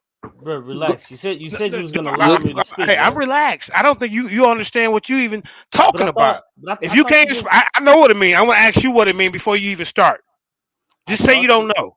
I thought you just. Remember Cube in the debate? You said because I didn't know what a word meant, I wasn't Qualified to speak to you. I Now, wasn't capable for that debate. right So now, I think you need to stand on your own motherfucking don't it, words nigga? right now What do it mean? and address that motherfucking definition, homie. What Or do you it mean? can't have this Look it discussion, up nigga. right now. Look. Or What do you it can't mean? have this discussion, nigga. You can't have Remember, this with it came out of your 7,000. motherfucking mouth. So JJ, go ahead. No. JJ, Google Scholar, don't try to save him right now. Just say you don't know, and I respect you more. Okay, I thought it was my turn to speak. I thought it was. No, it wasn't. You interrupted me during my time. You said, No, "Hey, you said go ahead, bro. You literally okay, but said go ahead. okay." So, are you going to And answer that's the what, question before you get bro, started? Yes or no? you said go ahead, and that's why I said don't take your screen down yet, because you gave the mic to me. So don't Okay. change it now. So now, can you So, explain the great brother, let him nonconformity? go Yes or ahead, no? JJ, and brother, speak why are because you're you doing asking me a gotcha. You're question? playing gotcha. Because he can't, y'all. All Why are right, I'm you gonna leave you alone. why are you Hey, you asking a sorry? question? You see the game he Right, playing. But go ahead. right.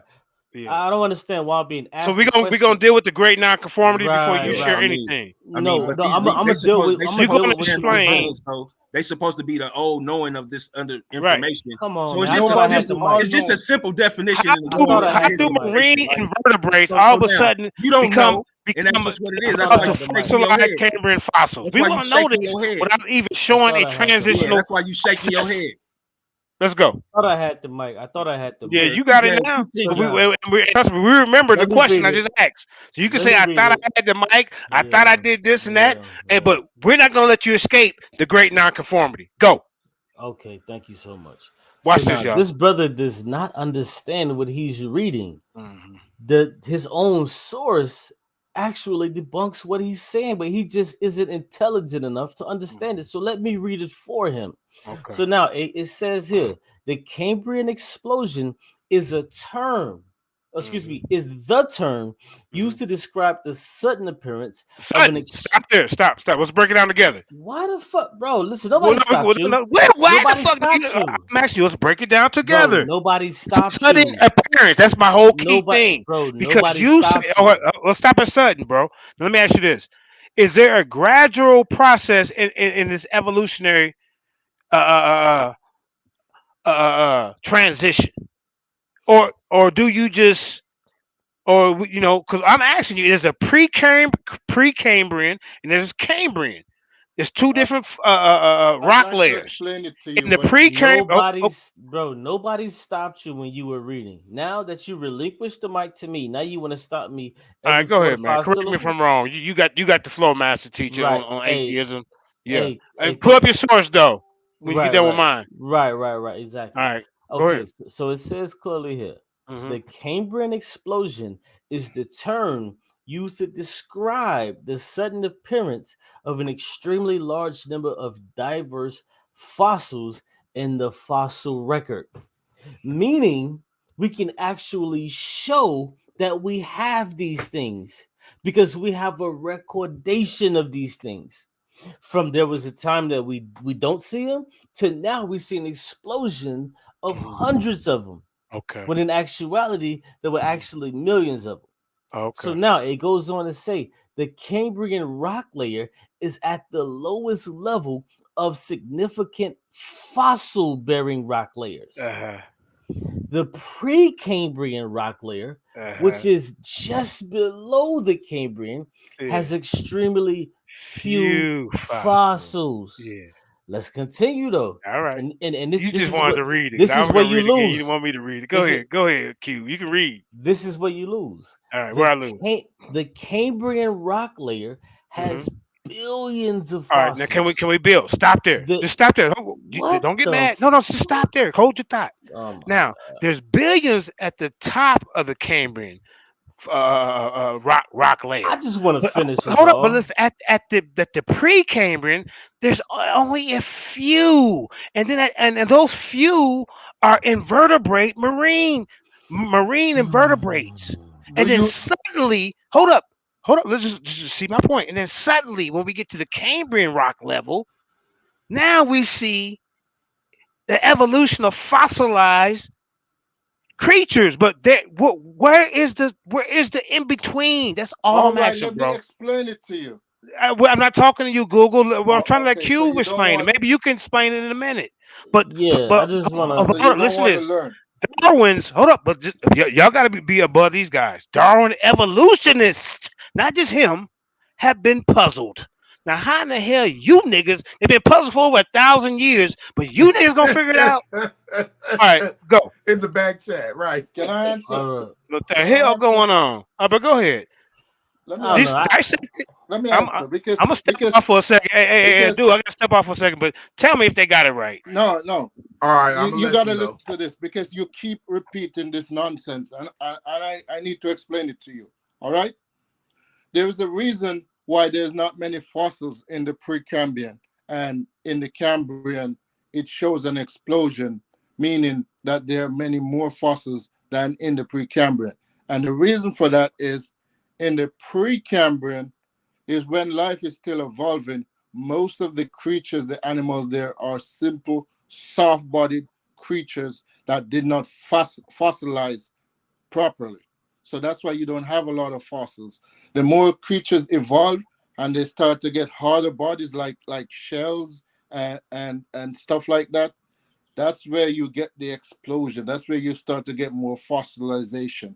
That's all that is. This is not a mystery. It may have been a mystery to Darwin, but science has moved on since Darwin. And this I know. So they evolved. Wait, I'm not finished. No. Just stop for a second, bro. Can you talking to Bubblegum? So my question is, why are we not fossilizing the in-between stage of these motherfuckers turning into the hard shell? No sense. You It even let him does make finish. sense. He was about to tell you that. It does make sense. I'm not going to argue with y'all. Y'all give us bullshit answers. But go ahead, man. Y'all know it. Yeah. Hey, look, Darwin evolutions for thousands of years. Bro, nobody believes in Darwinism. Come on, bro. Nobody believes in Darwinism. You gotta let me finish, JJ. Right here. What are you talking about? You gotta let me finish, JJ. Hold up. Okay, but you gotta let me start. I'm gonna let you finish. Just let me start real quick. Let me start out one more time for the audience. JJ, I got it. You've been asking this question for a long time, and you never give me an answer. You're not listening to the answer. Okay, here's my answer to this. Here's my answer. Don't get mad. Where is the middle? Just say we don't have it. Just like y'all say, we don't have a common ancestor. It's always a fucking piece of the puzzle missing. You assume you know the answer, so you're not listening to the answer. All right, let me hear your answer, bro. You know it all. I don't know it all. Well, can you give me a source to prove answer my question? All right, and not just your man. He ain't let nobody talk. Peace out, man. He ain't let nobody talk. Bye-bye. He assumed nobody got the answer, so you don't have it. I don't want to hear your lip. I want you to pull up something and saying, "Well, here's a reason why the middle ain't there." What middle? What middle are you talking about? From the vertebrates, from the microorganism from the microorganisms. Show us how they jump from this to that. Where's the middle stage? That's all I'm asking, bro. Abdul, do you know what I'm asking you? I know exactly what you asked. Right, they ran up out of here. JJ asked for the missing link. Let me read it again. JJ, you asking the question and you're assuming there's no answer, so you're going on and on. Okay, can you the Google scholar, pull up something you have an answer to I'm my going question to, but without your explanation. I'm going to give you a source, but I'm explaining it first. All right, hold on, that's the wrong screen. Hold on, let me go back to the. So no, I can't explain Hold it. up, wait a minute. Wait a minute. No, because see now you helped and ran up out of here. I mean, you by yourself, but you came here alone. So, man, I was where here was long that? Sure before was, them, boy. but I was here Oh, long Bobby Bang before them. still in here? I thought he But was are gone. you gonna give me a chance to explain Hey, it? when I get, let me get 2 more minutes, bro. Hold up, bro, because I wasn't finished with my article before one of y'all couldn't hold your lip. Now, was I done reading before one of y'all jumped in? Tell the truth. All right. See, at You least don't I'm want bringing up an you, article. you're not trying to learn, JJ. You assume you're I'm right. not here to That's it. learn from you, bro. I'm here to bang. I'm here to bang on your bullshit. Okay, You can't teach okay. me nothing, Google Scholar. The hell you thought going on? Who, you the teacher? You don't even understand your own shit. Now, So you're right. all right. So hold up. No, you. So are you a teacher? Are you here to teach us? Is that what you saying? I'm here to explain the foolishness you're putting out there. No. Are you here to teach? What are you here to teach us? I'm going to explain to you why what Oh. you say is not right. It's Wait a false. minute, y'all. So you came in with the intention of teaching. You came here with on your saying that you know what I gotta come here and teach because I already know they know nothing what they speak, right? I'm not saying you don't know nothing. I'm saying you don't You already understand just what you're said it. You talking. said you come here to speak. I like JJ. You don't want to learn, bro. All I ask you to do is give me somebody besides yourself, somebody who has credentials, and I'm then we can do about and we to. can compare Yeah, but two or you're three or doing a four lot other of talking. people. You're not. I can't even get a word out. Yeah, man, stop that tactic, bro. You've been All running your right. lip for the whole goddamn 2 hours we've been on here. I I got haven't been the talking. source. I The got hell the you talking source. about, I man? got the source. I got the All source. right, pull up your screen there. Hold up. Let me pull up. No, Let's read mine one more time though, because since I was God interrupted. damn. All right, What? JJ, you got it, man. You win. You win. Abdul, You're not. do I have the right to read? Do I have You the right? just I'm say not finna. you're right, and it Shut don't the fuck matter up, what nobody bro. say. Shut the fuck up, please. That's how I Man, gotta talk kick to me you. out. I don't want to kick you Kick out, me but I'm not out. gonna let you overtalk me, and I can't even get in on the goddamn No, information. because No, no, your because partner's gone. I You was want to in get the kicked middle out of now? speaking and No, you cut me off no, to tell me. bro. Okay, tell me what did my article say. Go ahead. You got the floor. What did my article say? Okay, I'm gonna post the article in the back chat. Post You my can pull article it up. back up. Go ahead. I'm gonna explain to you why we don't have many Precambrian fossils. All right. Let's go. Pull it up. As I So was I can get my saying, screen. you can't even hear myself. As I was saying, in the Precambrian, what we have were single cell organisms, and the multicellular organisms were soft bodied organisms. So those didn't fossilize easy. Those were harder to fossilize. That's why in the Precambrian layer, you have fewer fossils. You have not many fossils. We do have How do fossils you from the know that Precambrian. if we don't What? have the fossil record for it, brother? Who You says we you're don't have the asserting fossil record? yourself. All This right. is an Who educated says we guess. don't have the fossil record? This is what I mean. You just You you said Hold you up. that. you No. make Hold on. Abdul. No. you Leave him make alone. statements. Let him hang himself. Let him hang himself. Let him hang You make himself. And when he statements. get done, he can try to act like he know it all. He's so educated above everybody else, and he still ain't gonna come with the goddamn answer to the question. Period. He's gonna run his lip through this whole 3 minutes of talk, and he ain't gonna pull up a goddamn source. And we tired of that shit, bro.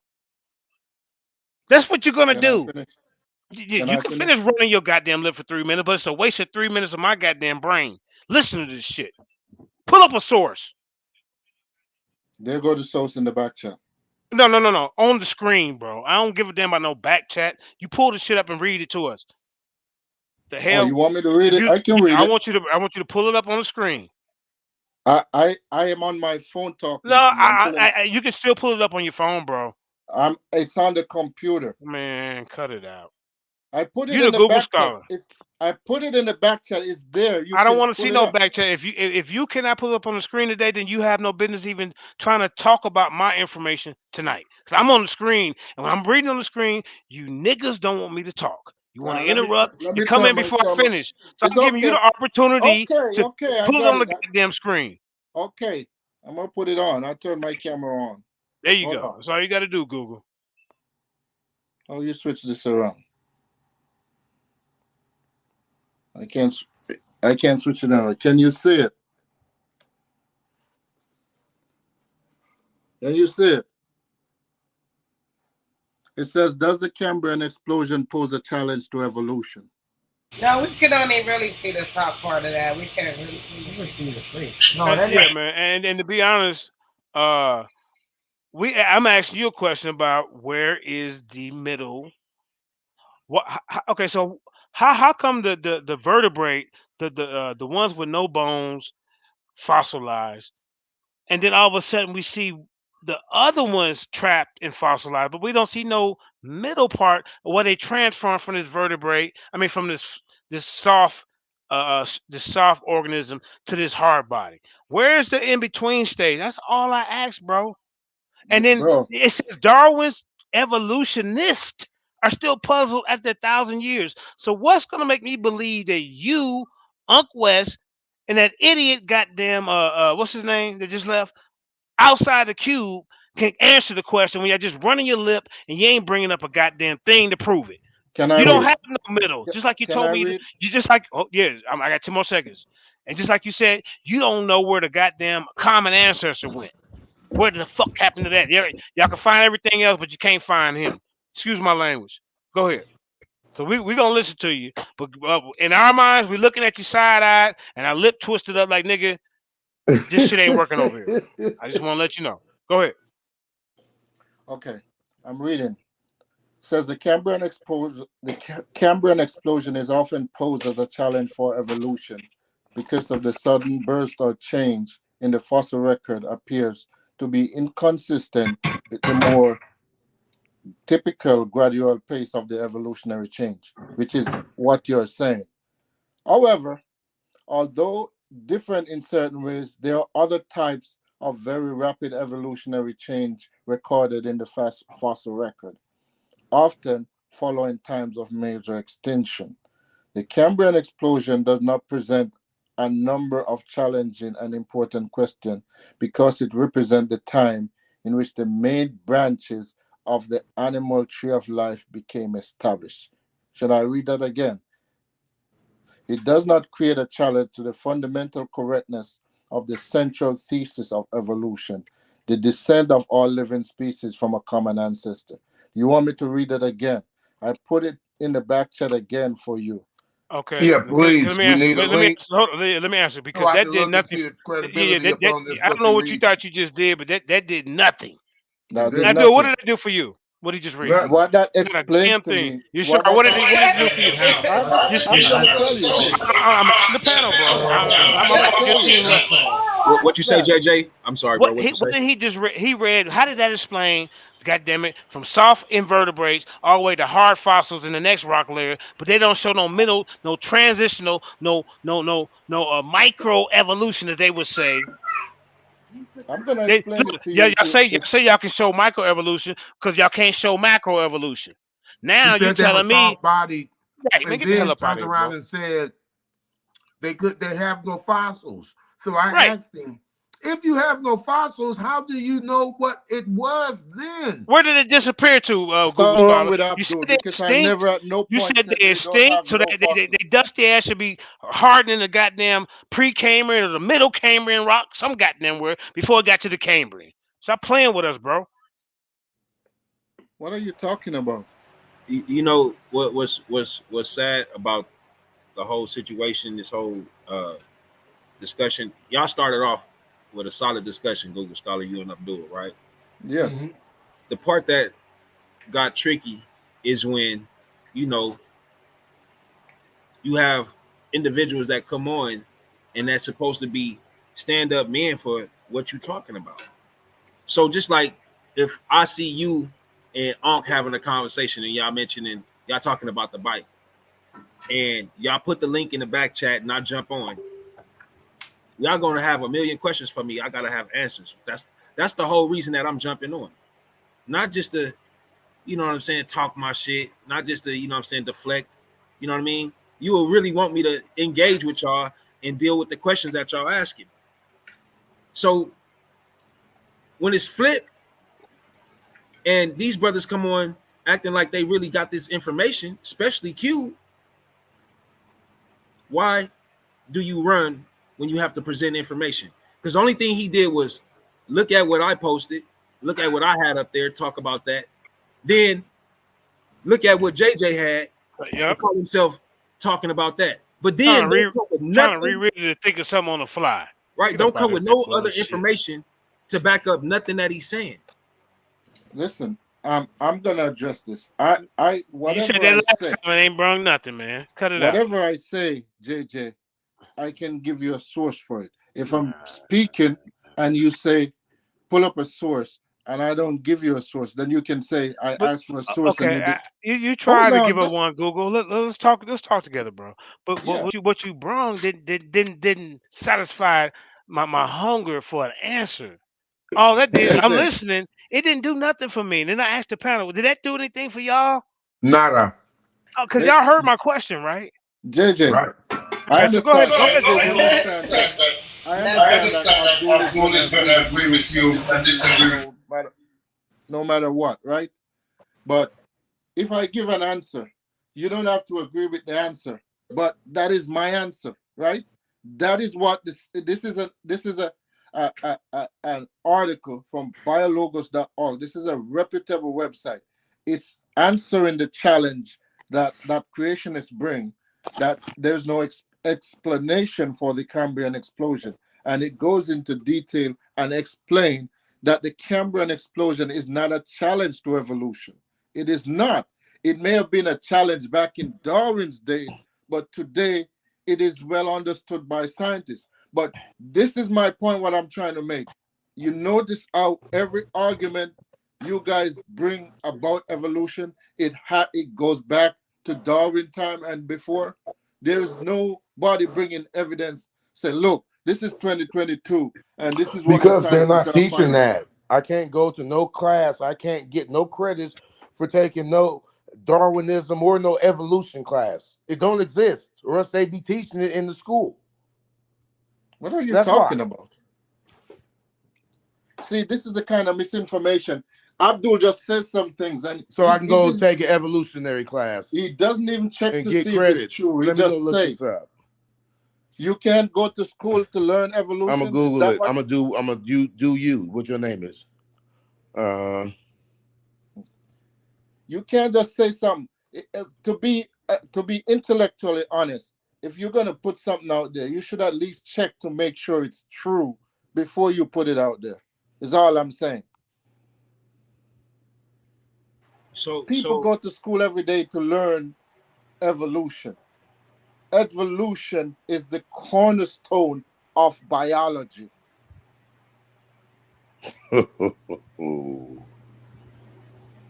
So let me ask you this. When it come down to the placenta, right? Man and woman. Yes. Do apes or primates or chimps, do they have that when they give birth to they offspring? Yes. Oh, they do. Yeah. They have a belly button. They have Yes. the placenta and all of that. So Yes. so Most, I think all mammals do. You think? Or you sure? I'm not sure in terms of all mammals, but I know apes do. Oh, so I've never seen an ape give birth and a placenta is attached to that baby, to that ape. I never seen that.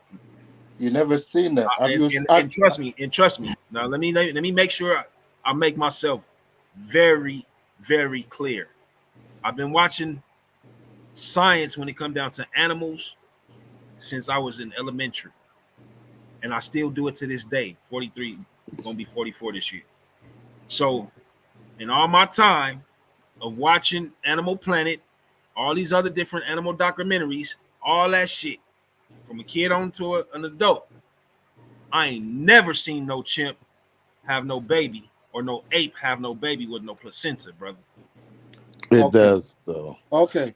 And this, let me say to you it does. They usually they don't usually show the gory. They think the placenta, when they pull out the placenta, they think that's gory, and they do that type of stuff. But yeah, it's an easy search they do, and All usually right. she'll Let me eat it. say Just let me finish, that. brother.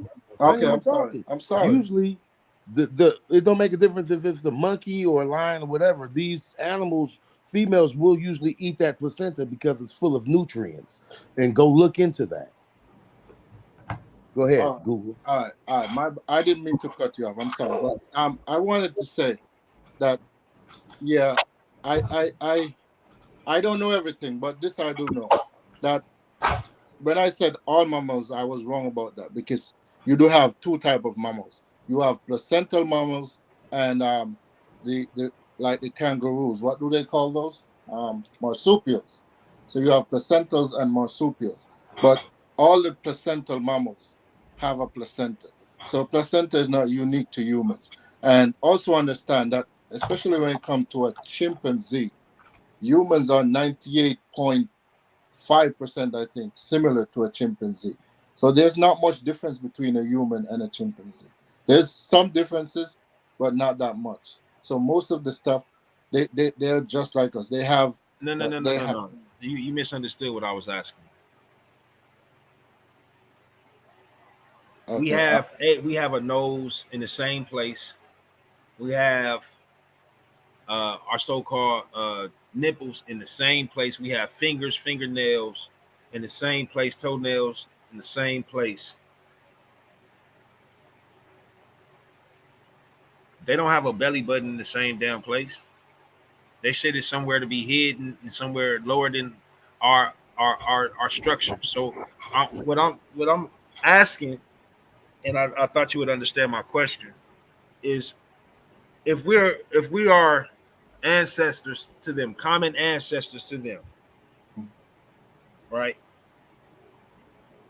Wouldn't a simple placement of a belly button be in the same place? Like, why would that? Why would it change? And then one more thing: at what point in time did our hips become slender and not as thick a bone structure as theirs? Like, none of that makes sense when you talk about evolution. When you talk about micro to macro. All right, let me address that. First of all, the idea that a chimp belly button is a different place than a human, that's not factual. That's not true. Their belly button is in the same location that ours are. In terms of the hip, it's one of the points where we are different than them, because what happened is that we are upright walking. We are bipedal, and they do a form of walking that they call knuckle walking. So they're not fully bipedal. So their hips are a bit more splayed out to support how they walk. Our hips are more close in because we're bipedal. We walk upright. And so if our hips were like theirs, we wouldn't be able to walk upright.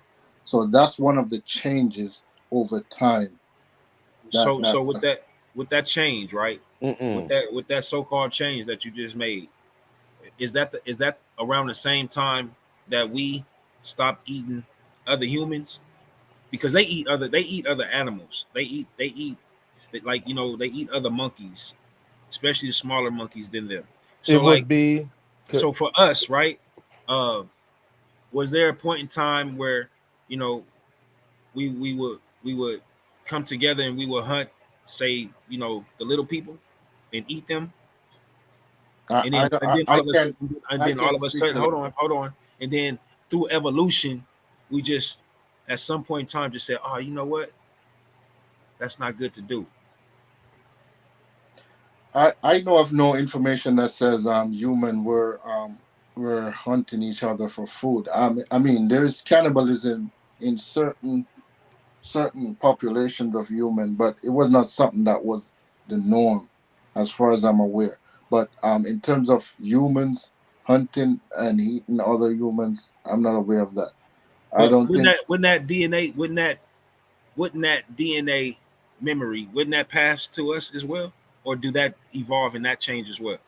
What DNA memory? I don't. I mean, because hold on. when I say DNA memory, I'm talking about, you know, the DNA that carries our connection to who we are, to what we experienced. So much trauma. Memory. That DNA memory. So you're saying that the trauma of cannibalism, if it's not passed on to us? I mean, they are ancestors, right? It should be passed on. No, because we have. I mean, because like for example, right? It's certain things that I love, right? Like I love rice. Mm-hmm. I never knew my ancestors loved rice. I never even knew that my ancestors grew rice until I started studying.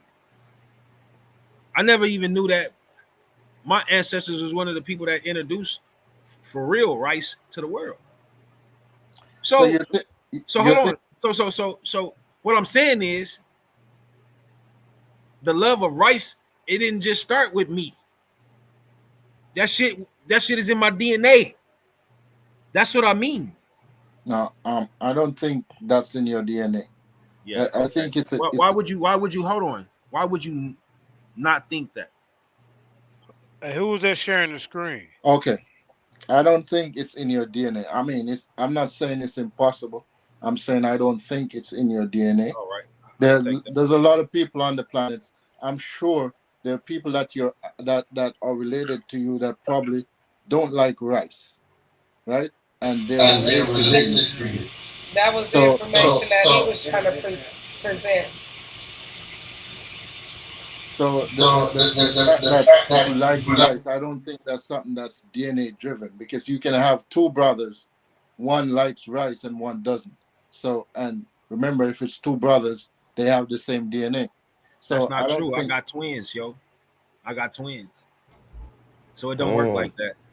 And I got twins. It don't work that way. Matter of fact, I got identical twin boys. It don't work like that. Don't work like what? What you just said. Hey, Google You're telling me you can't have two brothers that one likes rice? All I'm saying is when you talk about the DNA and the information that passes on through DNA, right? Because what it sounds like you're saying is that information don't pass on through DNA. No, that's not what I'm saying. Or if it do pass on through DNA, that you guys have the understanding of what actually passes on and what actually don't. I'm saying, I'm using my reasoning to say it's not, you can't be conclusive to say your love for rice is something that was passed on through your DNA. Because in order to show that, you have to show that everybody who is in the line of that ancestor that passed it down, they would have to also love rice. And you can't show that. So I'm saying that's not a conclusion you can make. That's a logical thought process. Yes. That science can't debunk. I'm not even trying to debunk. No, but what I'm not saying that you are. Like you made a statement, I just made a statement. That's all. Mm-hmm. Hey, Google Scholar, if I can chime in real quick. So most mammals, as you stated, hey, what's up, Daniel? Have kids the same way. That's why we're mammals. That's one. So most mammals have a belly button. Most mammals are born, have the same embryo birth process as far as in development, and we come out the same way. So chimps do have, mostly all mammals except those ones that have eggs, which I think about 5 or 6 of them have belly button. Yeah, the marsupials. Yeah, so that is. Now we start talking about chimps, using that as an example about eating meat. Most times chimps don't eat meat unless there's a scarcity of food. Just like most humans, as you stated, are not cannibals. But if there's a scarcity of food, which has been known historically, humans have resorted to eating other humans for meat. For some, this is just stuff that just happened. And one of the things that you're saying isn't in our DNA. It shows you that when you go through a crisis, it don't even have to be a crisis like, like there's nothing to eat. Your fight and your flight mode is a DNA coding that when things happen, you will resort to your lowest nature, which is your animalistic nature. That's encoded. And it's a survival technique. So, those things things just happen. Now, when Judah was talking about, when he's talking about his article that he has from Bill, it's from a book which he read, which is called The Darwin's Doubt. This book never, the book, I'm not talking about the article, I'm talking about the book in which the article is based on, does not debunk Darwin at all. But it does pose the question which they say was hard to answer.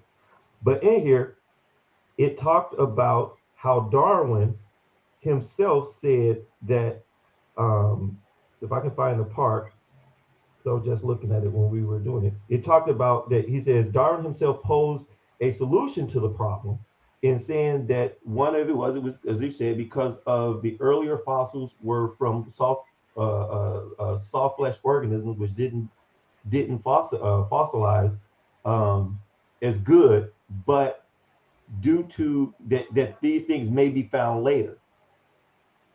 And through this time, the person who was actually opposing the question was a man by the name of Aziz, who was a geologist who was posing this question to Darwin. And the community, and they can say, you know, maybe it was the community, whatever, but the community supported Darwin's theory of evolution through modification. Now, Darwin himself said he didn't know it all. That's why he said, well, maybe we'll find it later. But he says, but if my theory is true, we should find X, Y, and Z later. I mean, I agree. In the science community have said, yeah, we found those X, Y's, and Z's. Where that? Huh? No, I agree with everything you said. No. I'm sure you do. I'm sure you do, Goose. I'm asking him, where is it at? Well, I can bring it up, but I'm talking. No. Wait, bring it up now, and I'll throw my book away right now. Listen, how would they date it? Wait, hold on, Judah. I can go against your article versus the book. And I got what are you talking about, bro? This is a book. This is Darwinism under the microscope. Wait, hold on. Let me get it here. Okay, this is the article in which you're reading, which you basing your argument on, right? No. You didn't hear me based on Darwinism under the microscope. No, wait. Judah, hold on.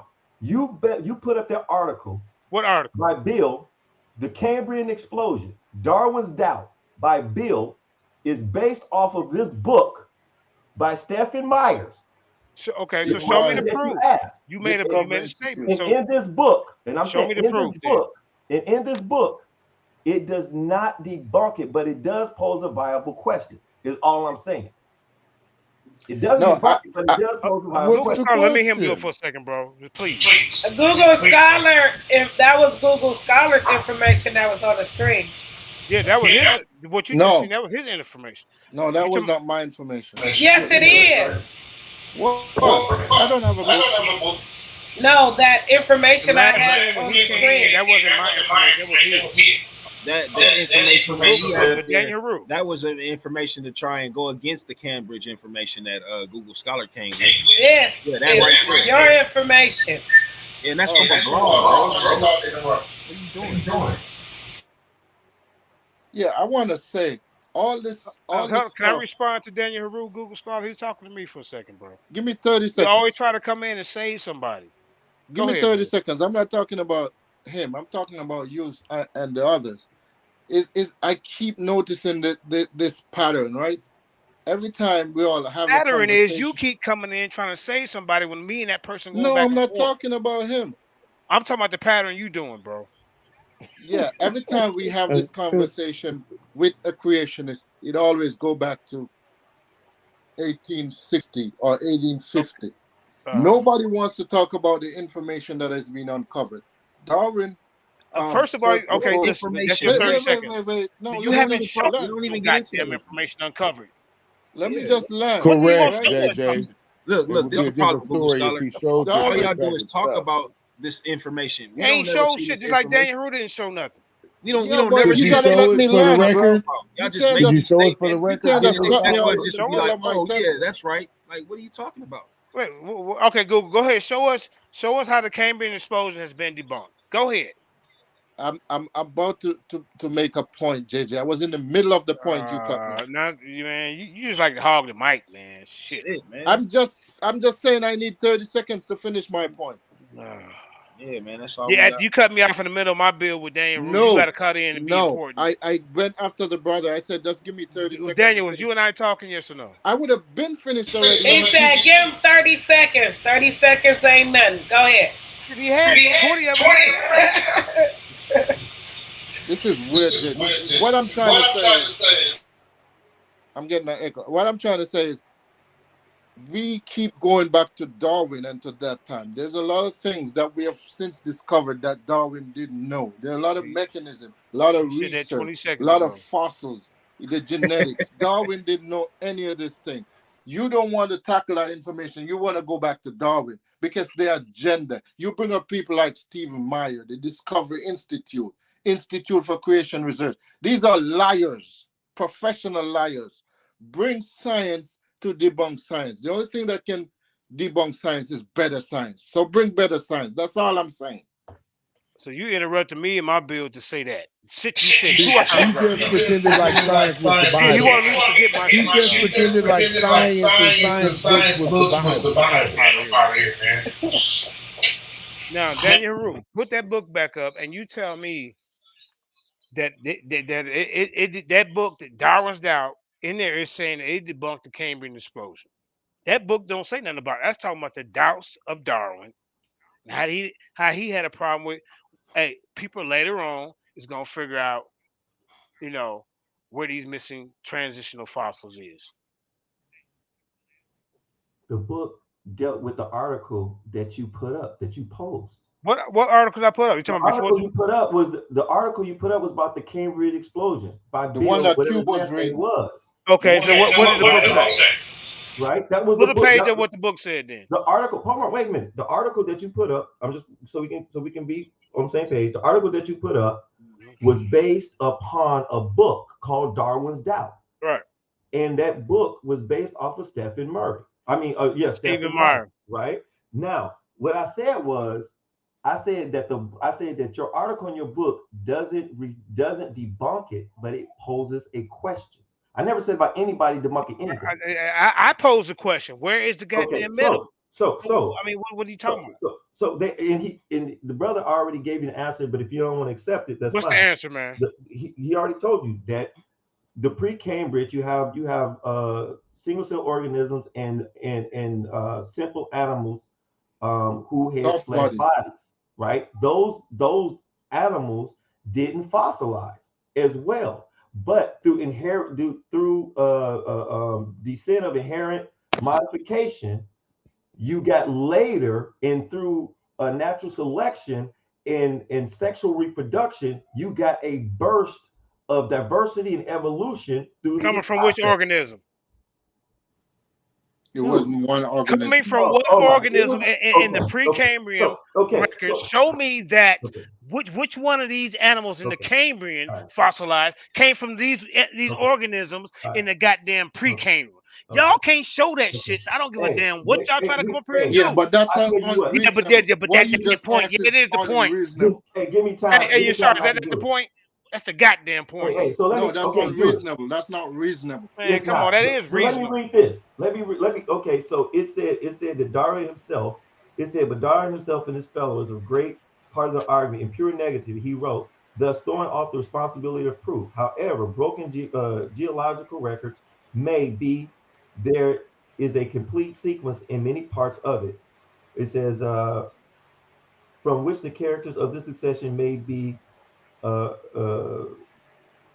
asserted. It says on the bias did he make the claim, since the most exquisitely delicate structures are as well as embryonic phases of growth of the most perishable nature have been preserved from very early deposits. We have no right to interfere with the disturbance of the types because of their absence is proved some favor, i.e. Darwin's theory. It reads on, Darwin himself was less than enthused about his response to Azighi's objection. It seemed adequate to satisfy the need of the moment.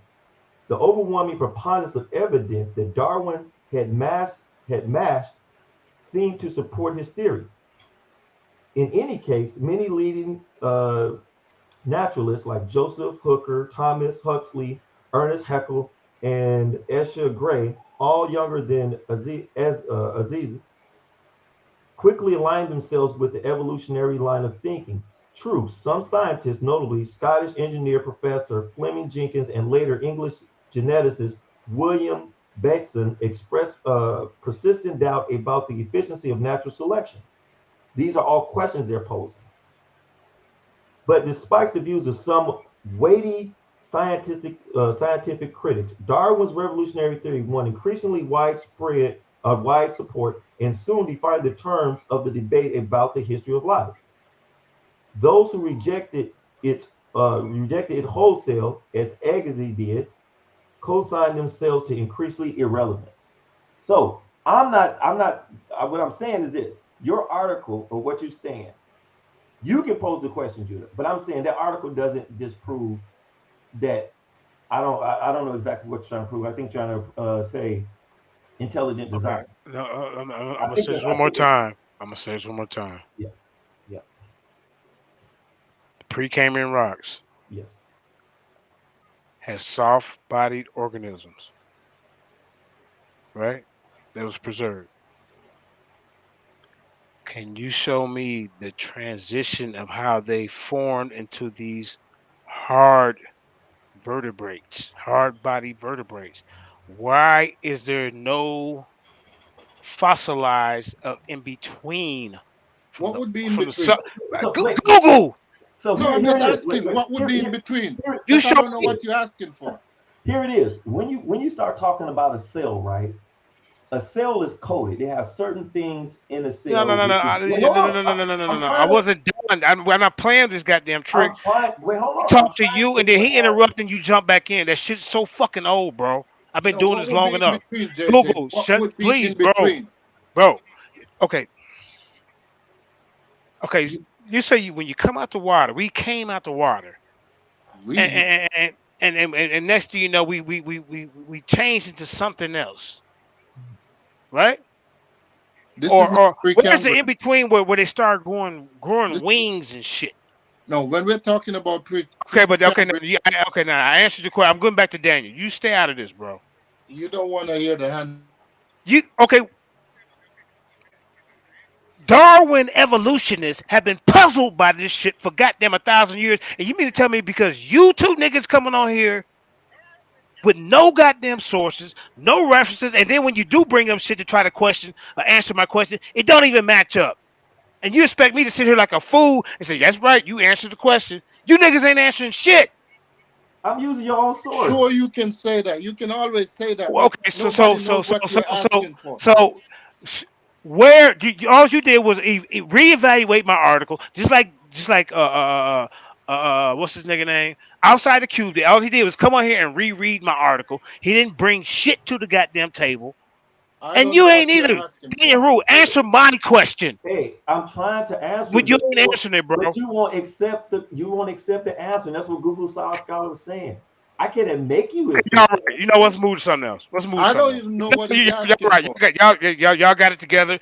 These two brothers has came over here and solved something that Darwin and his evolutionists with an S have tried to figure out over 1,000 years. They done figured it out in 15 minutes, but they ain't showed us shit.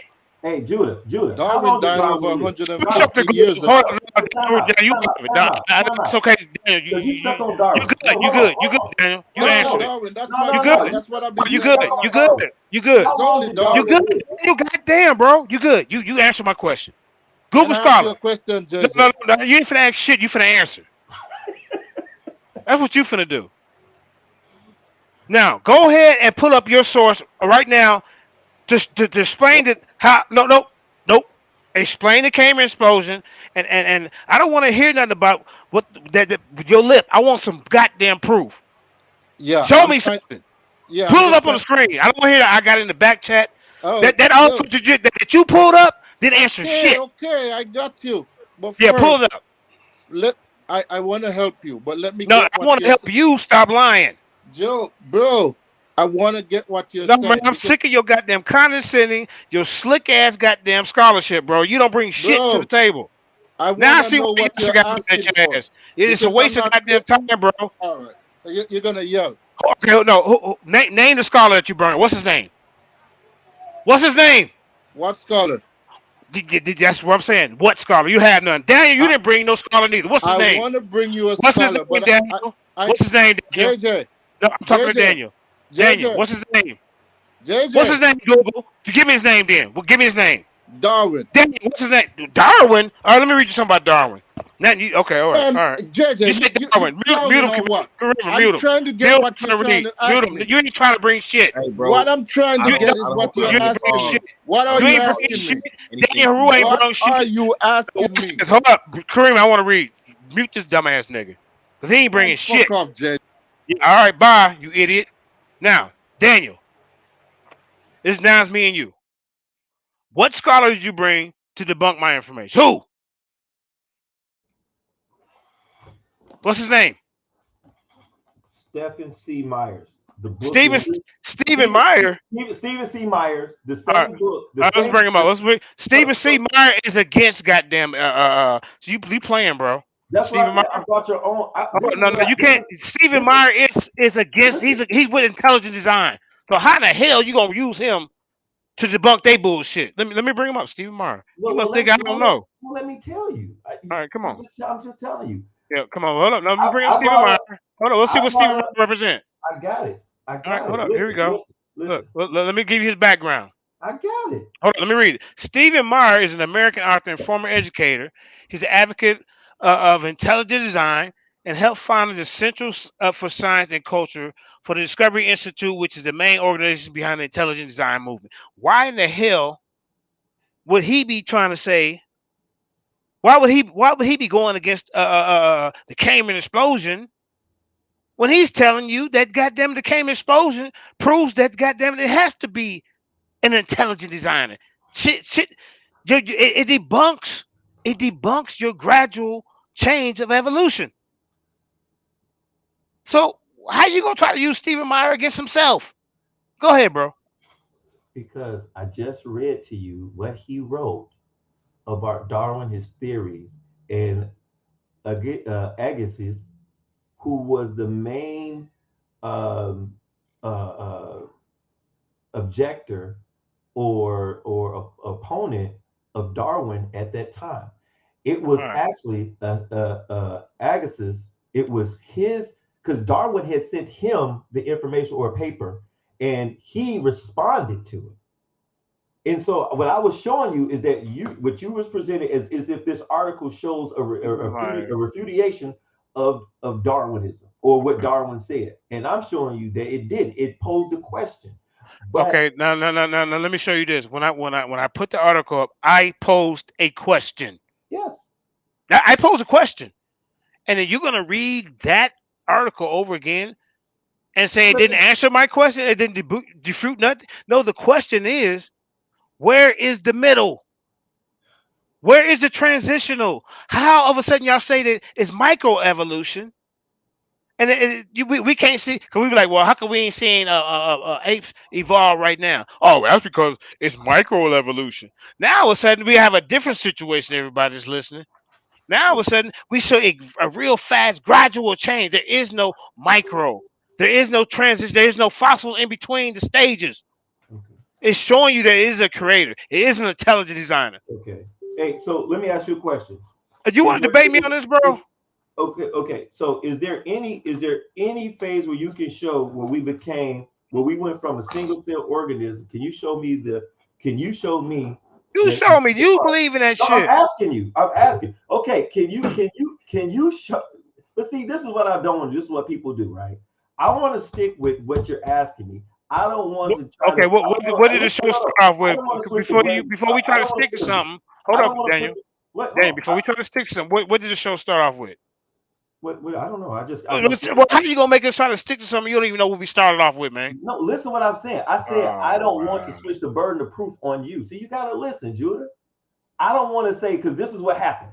You will give me a question, you give somebody a question, then they say, well, you can't prove that. Well, you can't. I want to stick with what you're telling me or what you're asking me, and I'm telling you that during the time of evolution, or when we start talking about from before Precambrian and before that, right? As evolution started, You know, soft bodied flesh organisms did not fossilize. The same as a human body that's not in the right temperature, a dry temperature that will suck out more will not be preserved. It's the same thing. Now there are, so when we start talking about evolution, we're talking about things with inherent descent. So there's things before Precambrian that we have fossils of. We have things that's some organisms that's in Precambrian, but the ones that was in the Cambrian explosion, they do it through the phylogeny, where they can look at the parents and you can trace it back from there, and you can see, you know, how these things happen. You can compare them. Just like somebody said, I think somebody was like, well, they don't believe that the first whale was the animal that became a whale was a land animal. So that is the answer. Now, if you want other answers, like I did with this book when you gave it to me, you know, I'll look it up and I'll come back to you with those questions or with the answers to the questions that you're asking.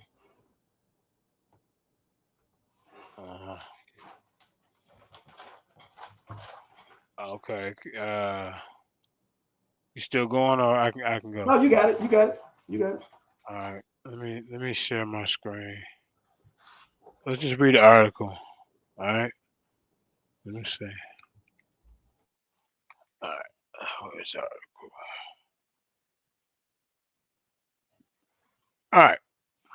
This is Stephen Meyer, y'all. Stephen, y'all see the top right there? Is it? Y'all see it on the screen? Stephen C. Meyer. Uh, the latest, the Cambrian explosion and the combinational, hope I pronounced that right, problem. How you pronounce that, Daniel Haru? Combinational, combinatorial. There we go. Combinatorial problem. Does intelligent design offer a plausible account of life origins? Let's read the article. You know, we ain't got Google Scholar trying to come in and be a distraction. We ain't got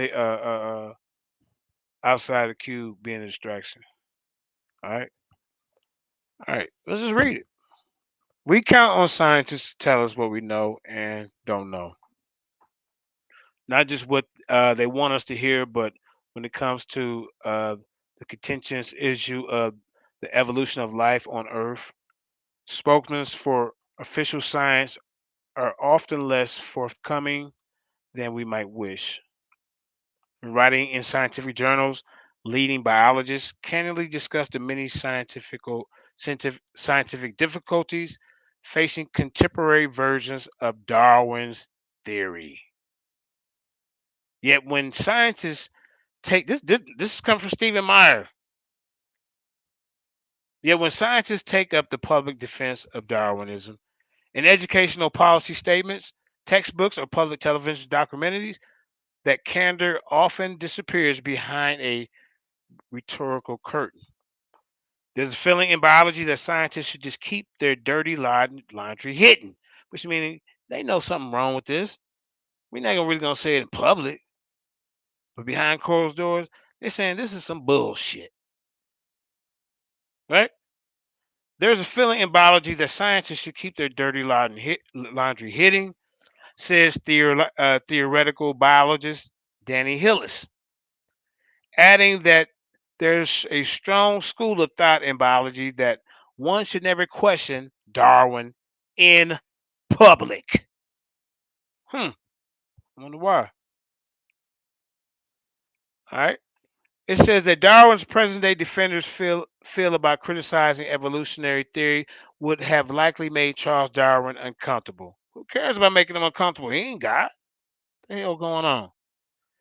In the origins of species, Darwin openly acknowledged important weaknesses in his theory.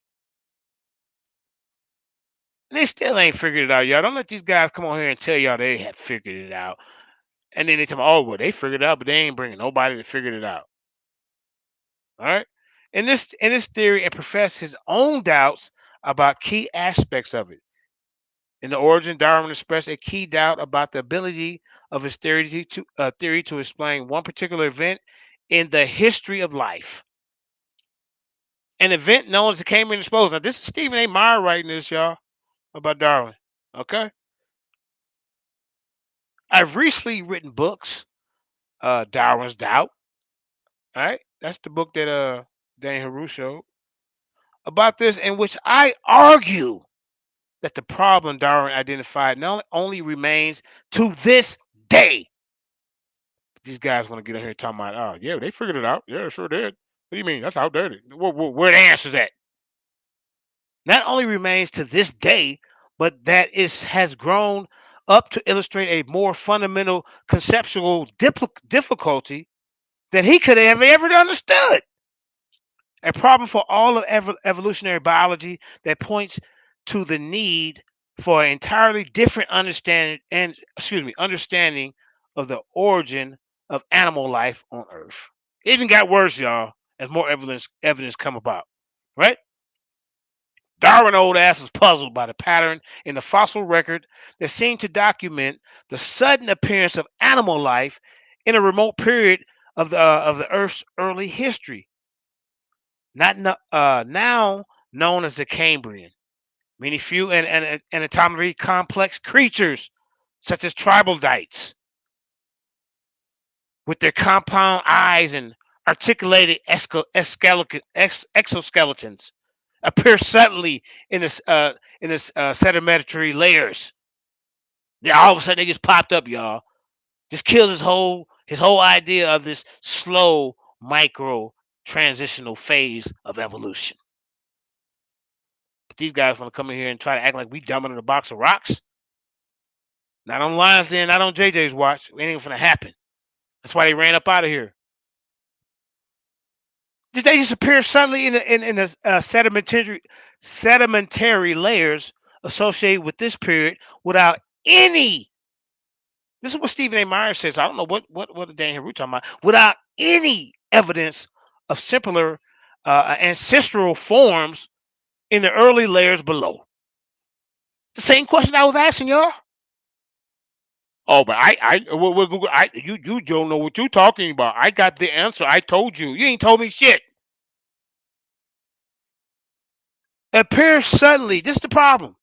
Appears suddenly in the sedimentary layers associated with this period without any evidence of simpler ancestral forms in the earlier layers below. What's so hard about that question? I asked that same question. They try to act like I don't know what the hell I'm asking. And then he go read some other goddamn article that had nothing to do with what I asked. And he's swapping down the answer to y'all. Google Scholar, you might have to change to some kind of other app. You know? I don't know. They got some other apps out there. Google Scholar ain't helping you, bro. The sudden appearance of animals so early in the fossil record did not easily accord with Darwin's picture of slow, like look, slow evolutionary change. Ain't that what I said, y'all? That's exactly what I said. It throw his whole goddamn theory out. Throw the baby out with the bathwater with that damn theory.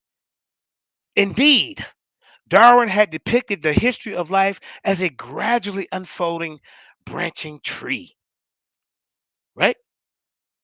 Thus, as Darwin envisioned it, complex animals such as troglodytes, for instance, would have arisen from a series of similar precursors and intermediate forms.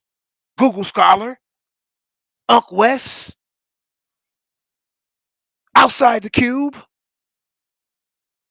Y'all didn't want to hear this, did you?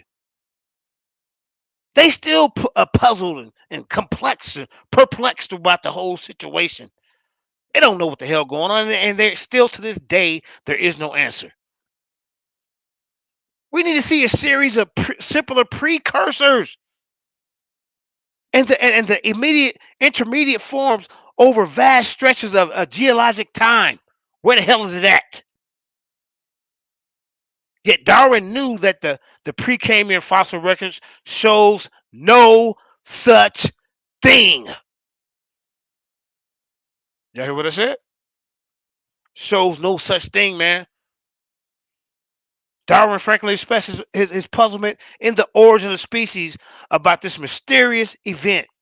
This is a mystery to him, but we know the truth.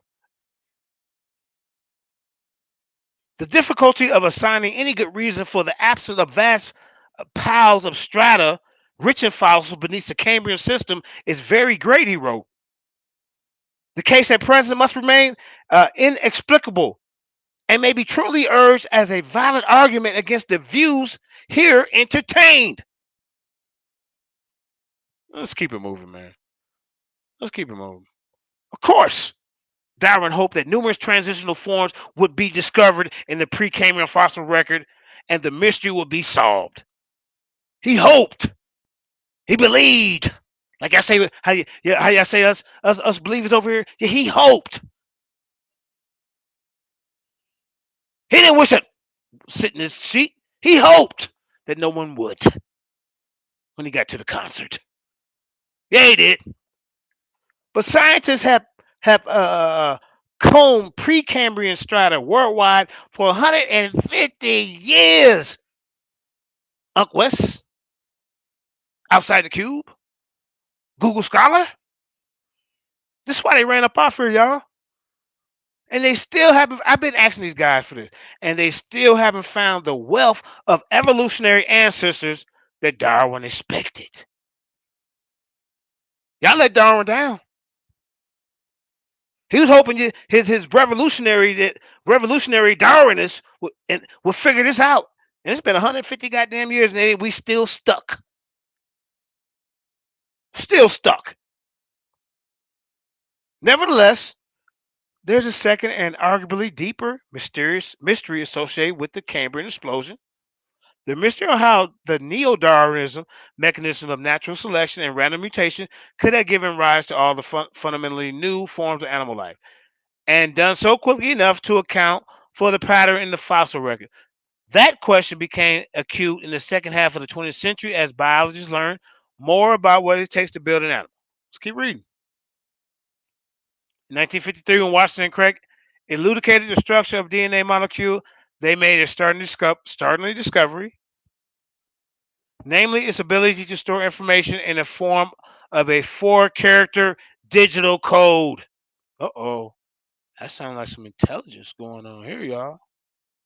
Strings of precisely sequenced chemicals called nucleoid bases store and transmit the assembly instructions, the information for building the crucial protein molecules that the cells need to survive.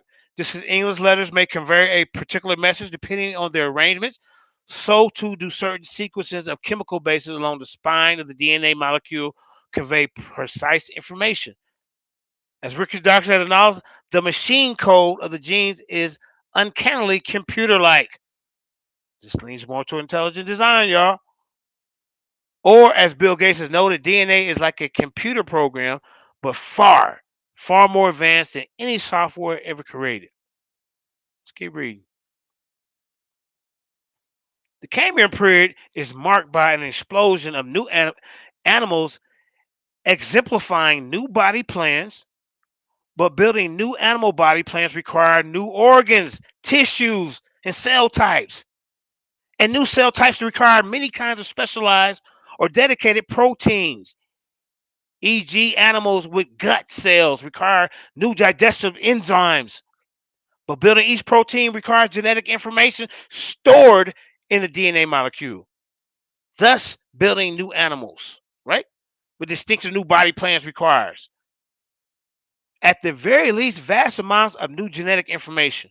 Whatever happened during the Cambrian not only represented an explosion of new biological form, but it also required an explosion of new biological information. You see? Shit just don't randomly happen. It has to be some kind of designer, bro. Brothers and sisters, excuse me. Is it plausible that neo-Darwinism mechanism of natural selection acting on random mutations? Y'all hear that? Random mutations in DNA can produce this highly specific arrangement of bases in DNA necessary to generate the protein building blocks of new cell types and novel forms of life? Wow. Y'all really think that happened? Random mutations? According to the neo-Darwinism theory, new genetic information arises first as random mutations occur in the DNA of existing organisms. Excuse me. When mutations arise that confer a survival advantage, the resulting genetic change are passed on to the next generation. As such changes accumulate, the feature of the population change over time. Nevertheless, natural selection can only select what random mutations first generate. Thus, the neo-Darwinism mechanism faced a kind of needle in the haystack problem. It's a problem, Houston. What mathematicians call a combinational problem. You see? The term combinational refers to the number of possible ways that cassette and object can be arranged or combined. Many simple bike locks, for example, have 4 dials with 10 digits on each dial.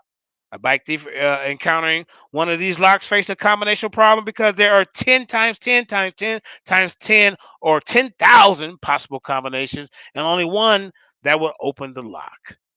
A random search is unlikely to yield the correct combination unless the thief has plenty of time. Similarly, it is extremely difficult to assemble new information bearing gene or protein by the natural selection random mutation theory. Okay? The natural selection random mutation process because of the sheer number of possible sequences. As the length of the required gene or protein grows, the number of possible base or amino acid sequences of the link grows exponentially. Real fast. Right? Let me. See. This is almost over. I know it's just really just. It's a lot to grasp for you. You atheists, and I know it hurt. But like I said, that article you read, bro, he wouldn't be going against himself. But here's an illustration that might help make the problem clear. Young Daniel Haru. Young, you're a young man compared to me. I think you in your 30s or something.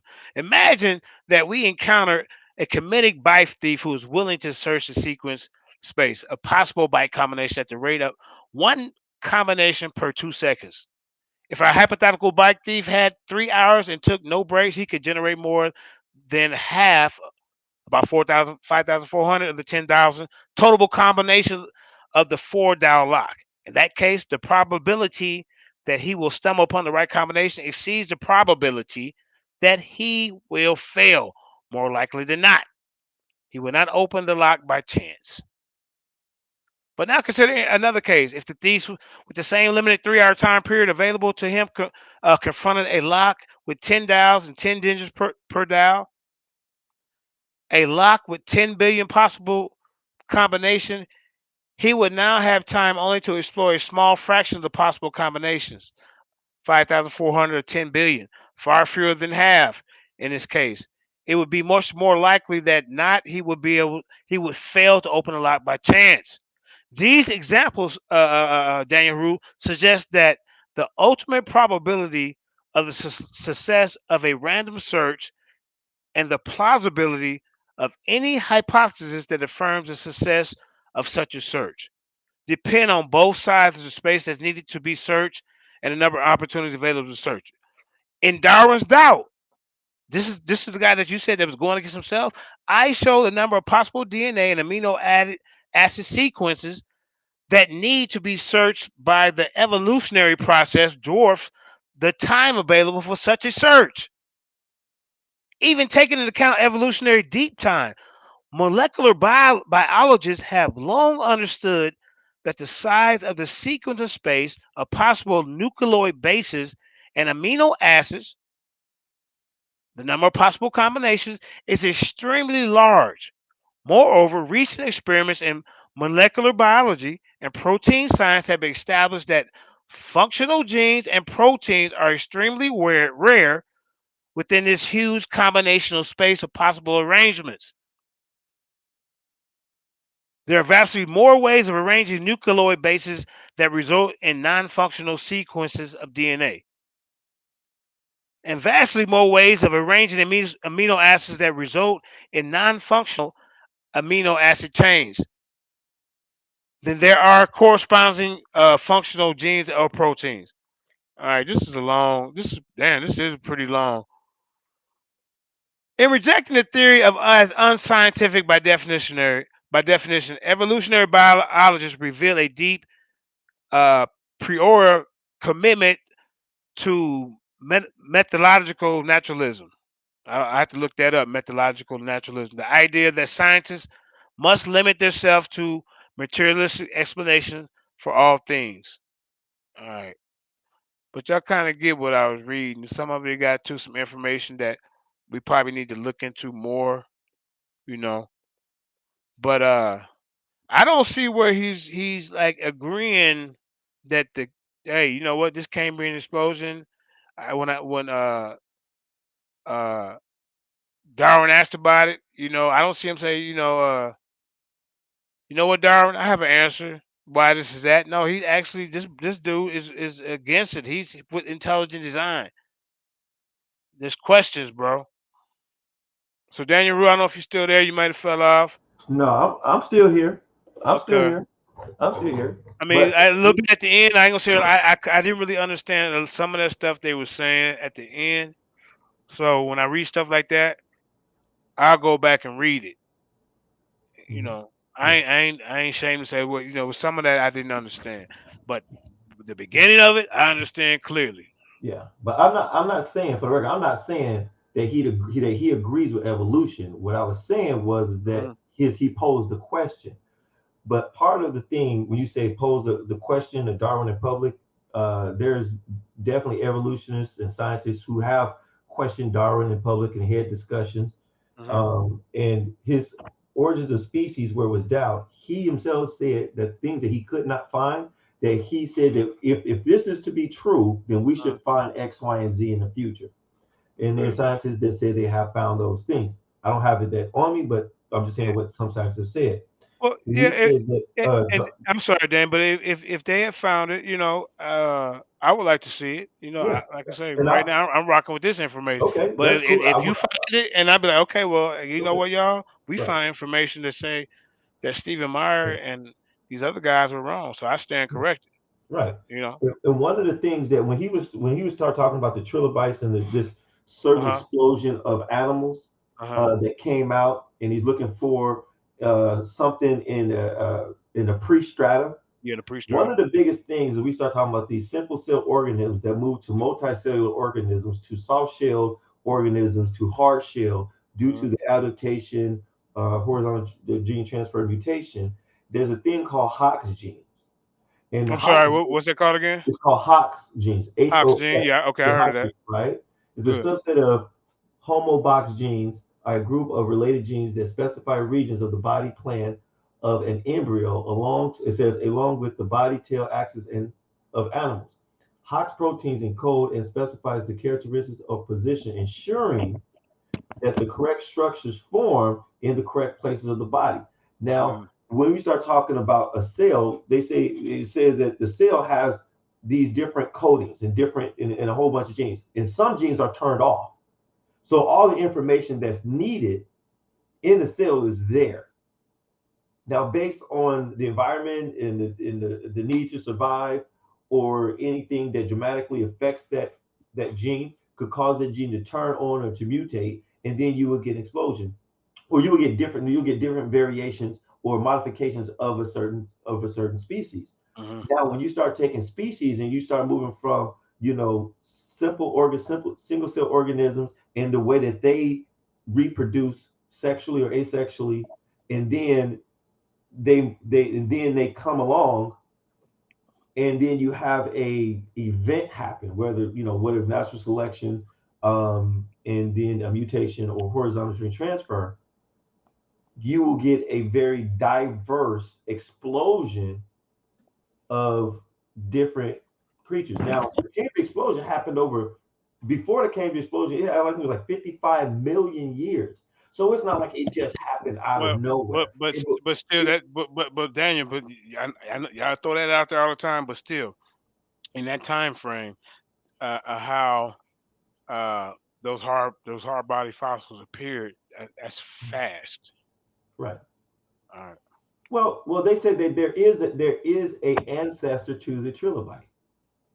I'll get it for you because I was researching it, and there is an ancestor to the trilobite, into a lot of these hard shell organisms that was fossilized in the Cambrian explosion, or came up in the Cambrian explosion.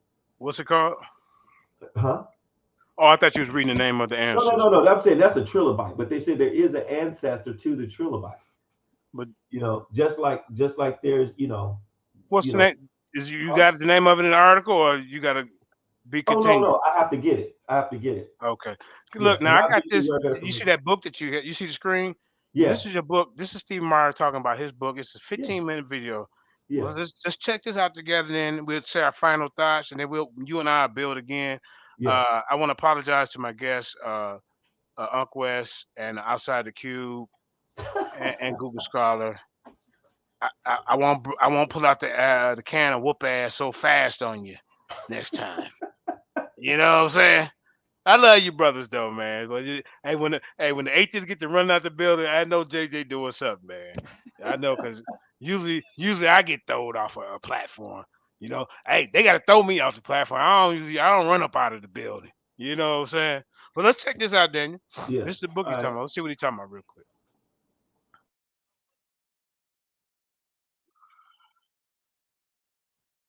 Uh-oh.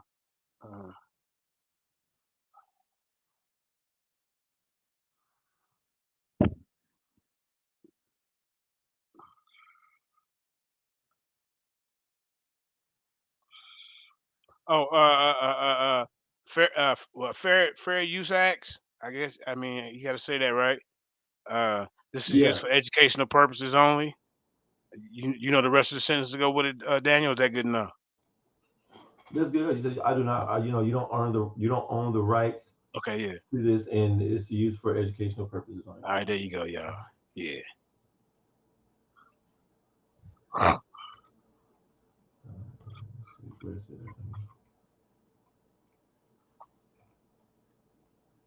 Yeah, it says fair. It says fair use.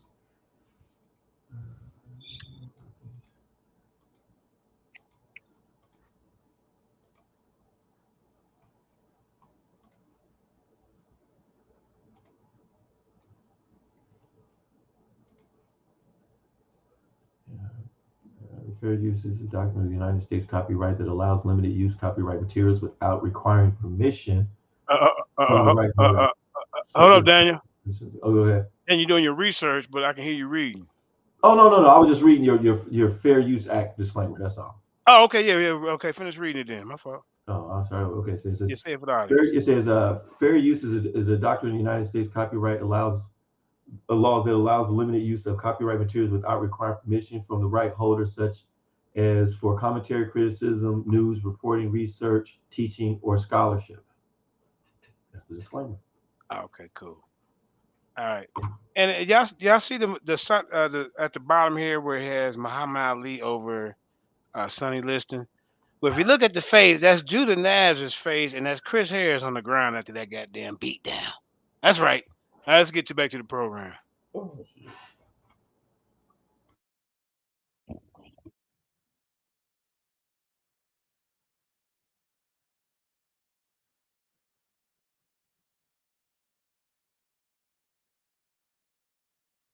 You can't hear it.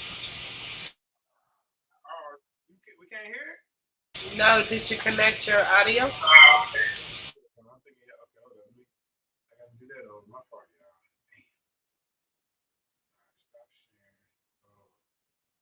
My fault. I thought y'all was listening. What's going on? I'm glad you said something. All right, so I got to go back here, share screen, and I got to hit this little button at the bottom right there. Now we'll be ready to roll. All right. So y'all wouldn't hear nothing, huh? No, I can't hear nothing. Can you hear now? What? Yeah. Hello and welcome again to ID the Future. I'm Casey Luskin, broadcasting with Dr. Stephen Meyer from Redmond, Washington, about his forthcoming book, Darwin's Doubt, The Explosive Origin of Animal Life and the Case for Intelligent Design.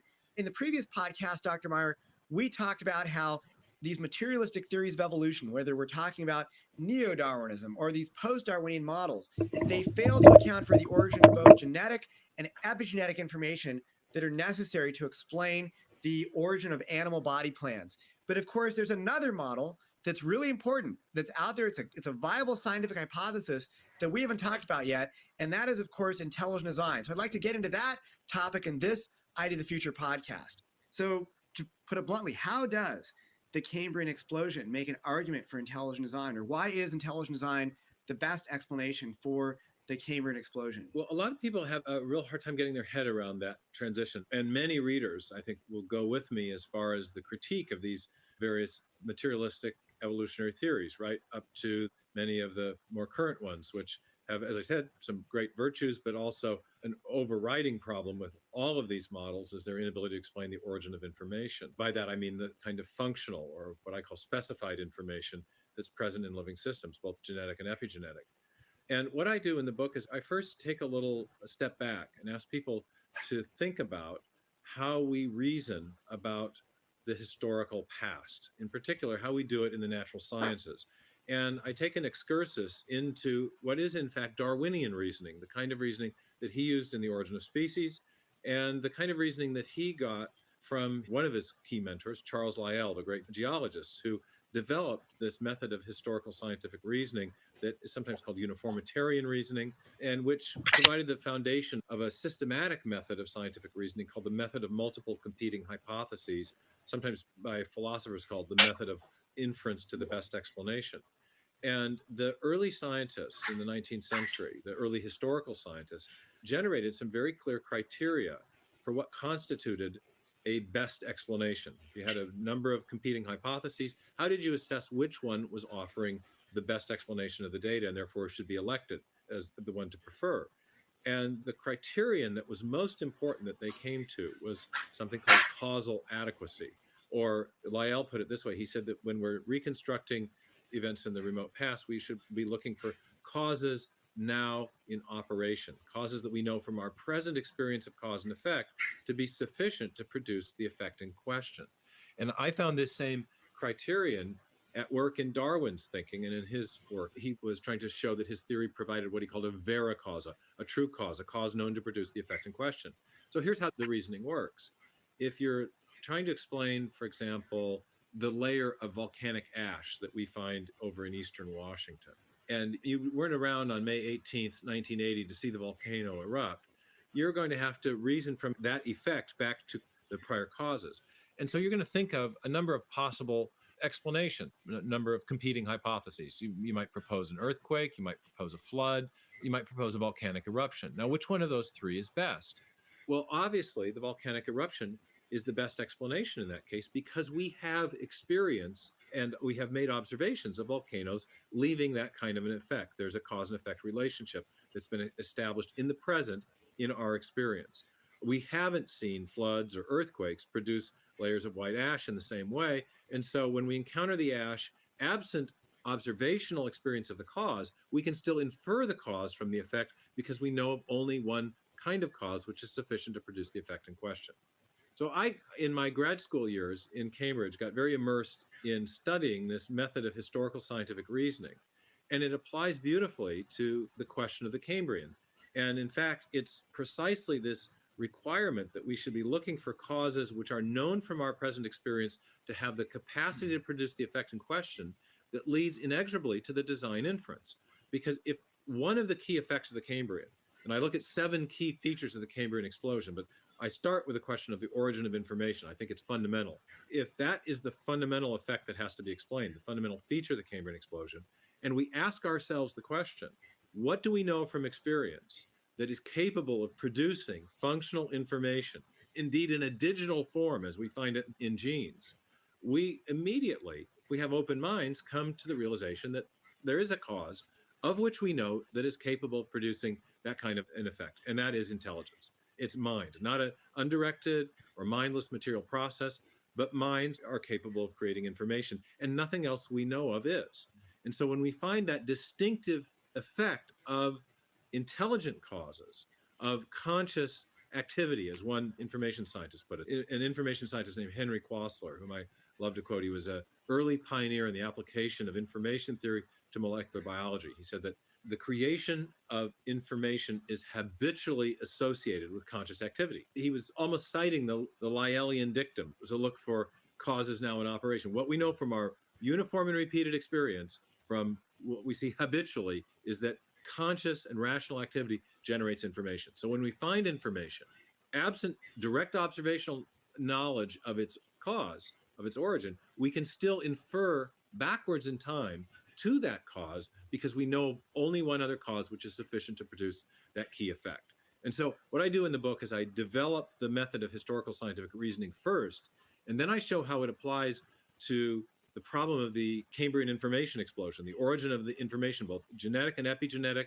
And then I infer or argue that an intelligent cause, a conscious, rational agency, is the best explanation for the kind of effect that we're seeing in the Cambrian.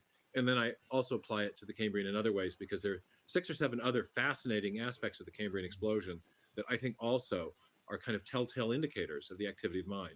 The way that I see this argument structure, Dr. Meyer, and you might, I'm sure you agree with this, I probably got this idea from reading your book, in intelligent design is just another one of these post-Darwinian models that's out there competing to explain where animal form and information comes from.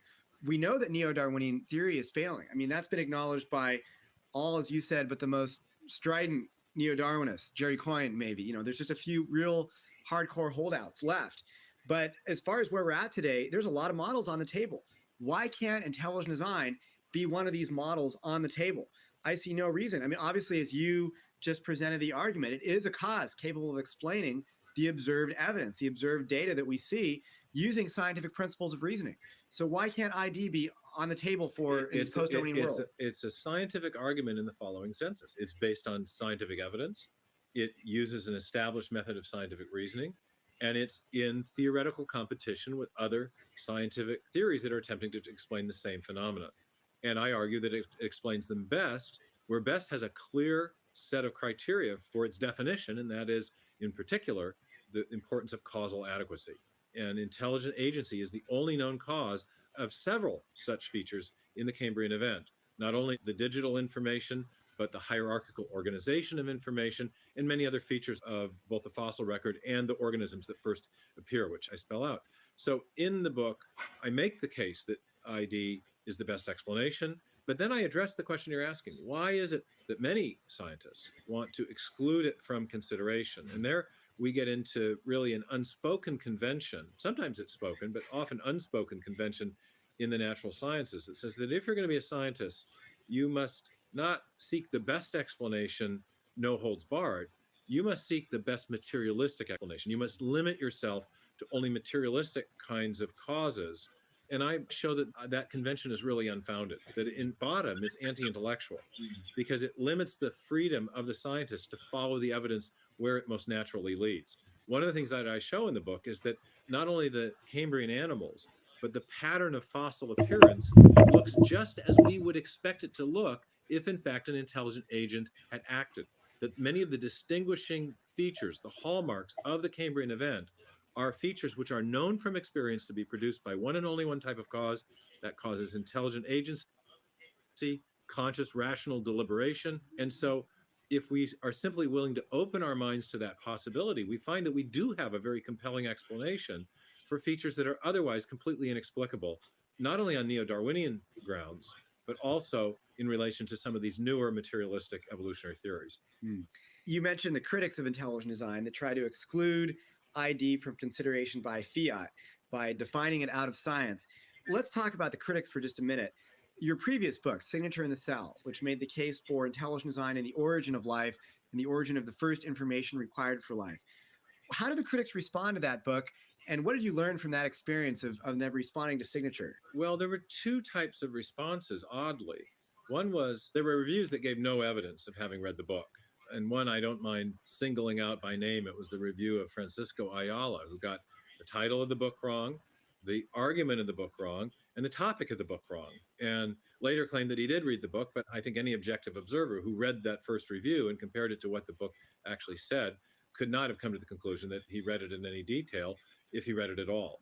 So that was one kind of review. Another kind of review was curious in a different way. And some of these reviews did give evidence of having read the book, but they still responded to the book as if it was saying something different than it was actually saying. Many of the reviews tried to critique the book by saying that there was lots of evidence that the neo-Darwinian mechanism of natural selection and random mutation could generate new information. Well, that might be a response that people want to make to the new book, and I welcome those responses because I think we have a good argument against that idea. It wasn't an argument in the first book. The first book was about the origin of the information necessary to produce the first life. And since the mutation selection mechanism is not operative, it's not a force to be reckoned with until you have organisms capable of differential self-reproduction, invoking the mutation selection mechanism as an explanation for the origin of the first life is really a non-starter. Now, there's some ways to try to get around that, but most of the reviews were giving examples of information generation, usually very modest amounts of information generation, that would have occurred in the history of life long after the origin of the first life, and so really weren't relevant to the thesis of that book. You mentioned critics who would respond without seemingly having read your book. And it's interesting. We're sitting here today. I don't think that your book is actually going to be released for maybe a couple months at this point. And we're already seeing people attacking Darwin's Doubt, and they couldn't possibly have read it. So we're seeing maybe a similar trend. Again, people are attacking your book when we know they haven't read it. What do you anticipate is going to be the response to Darwin's Doubt? And do you have any thoughts on that? Well, I really don't like to speculate about things like that, but I do think it's very curious that 2.5 months before the pub date and the release of the book, that we already have people critiquing what they presume the book will say. One member of the Scottish Skeptics Society commended to me his concern when he said, just because Darwin had a doubt about his theory in 1859 doesn't make it false today, as if perhaps I had argued that. I can reassure this critic that isn't that's not what I argued. You have a couple footnotes post 1859, I think. Well, there are a couple. There's a couple, yeah. So anyway, I do think it's a kind of curious phenomenon. And I want to get this the one I want to show Daniel. This one right here. Here we go. Let's talk about Charles Darwin, the famous English naturalist. Yeah, I hear that. Alfred Wallace first proposed that organisms change over time, from generation to generation, due to I'm still here. Can y'all hear that? Selection. Nope. Natural selection. You can't hear it at all? Low. No, I can hear it. It's just low. Damn, this one recorded low. Organisms are adapted to their environments. The organisms Yeah, just turn your TV up. have the best chances of survival and the greatest potential to produce many offspring. These adaptations are passed from parent to offspring, generation after generation. Over time, the adaptations that enhance survival. Yeah, that one you can't hear it all. You know what? I'm gonna find another one maybe tomorrow or whatever. Dan, you still there? Yeah, I'm still here. Yeah, that one I can't really hear, man. Yeah. But, and then that video that I just showed, he didn't really get into his dissertation about the Cambrian Explosion. He was just talking about the critics of his book. But I mean, y'all can go watch this one on your own right here. Let me blow it up so you can get the title. This one goes into it. 1859, Darwin published. Yeah, this one gets into it. I seen this one. It's called that all life on Earth. What's it called? Yeah, Cambrian Explosion. And that all organisms Cambrian Explosion. Yeah. Okay. All right, but let me stop sharing. It's getting kind of late. Yeah. Okay. Cool. So yeah, man, we'll get back into it. Yeah. You know, get back into it. Let me stop sharing. Let's see. Hold up. All right, let me see. Yeah, we'll get back into it, man. It's getting kind of late. But any last words, Daniel? Well, I mean, not last words, but man, hey, I just say, man, it's a great bill. We'll talk about the Cambrian Explosion later. Yeah, we'll get back Just on. keep it up, man. Keep it going. You know, I Oh don't yeah. mind the heat. You know what I'm saying? I Right. don't mind the heat. So, you know, nice Yeah. moderation. And I'm gonna look up this stuff and we'll get back to it. Yeah. Go ahead and tell everybody where they can find your channel. All right. Man, you can find me at EDPN Entertainment Debate Programming Network on YouTube. And it's a program where doing interviews, debates, commentary, reviews, and it's always available for a neutral platform for those who want to cross the line and want to eliminate any type of bias that may be there. Right. Okay. Yeah, and Ben Israel Tamu, y'all, I appreciate you. You always in the audience supporting the Lions Den, man. So yeah, check it out later, man. And y'all stay tuned. We got a debate, I think Friday. Uh King Naga Ruben versus EMAC. They're gonna be talking about the Bashango bone. You know anything about that, Daniel Rue? Where they supposed to be able to they use it to count some kind of Mm-mm. bone? Mm-mm. Shango bone. Maybe I'm pronouncing it wrong, but I get the right information. Tomorrow also we're gonna have Yasha Ben Israel and Matt Selah coming up, and it was somebody else. And me and Aaron, we're working on a time and date for our debate. So stay tuned with that, and always check us out early in the morning, early morning Lions Den. We be up early and we be having different topics. So that being said, Karima, we up out of here.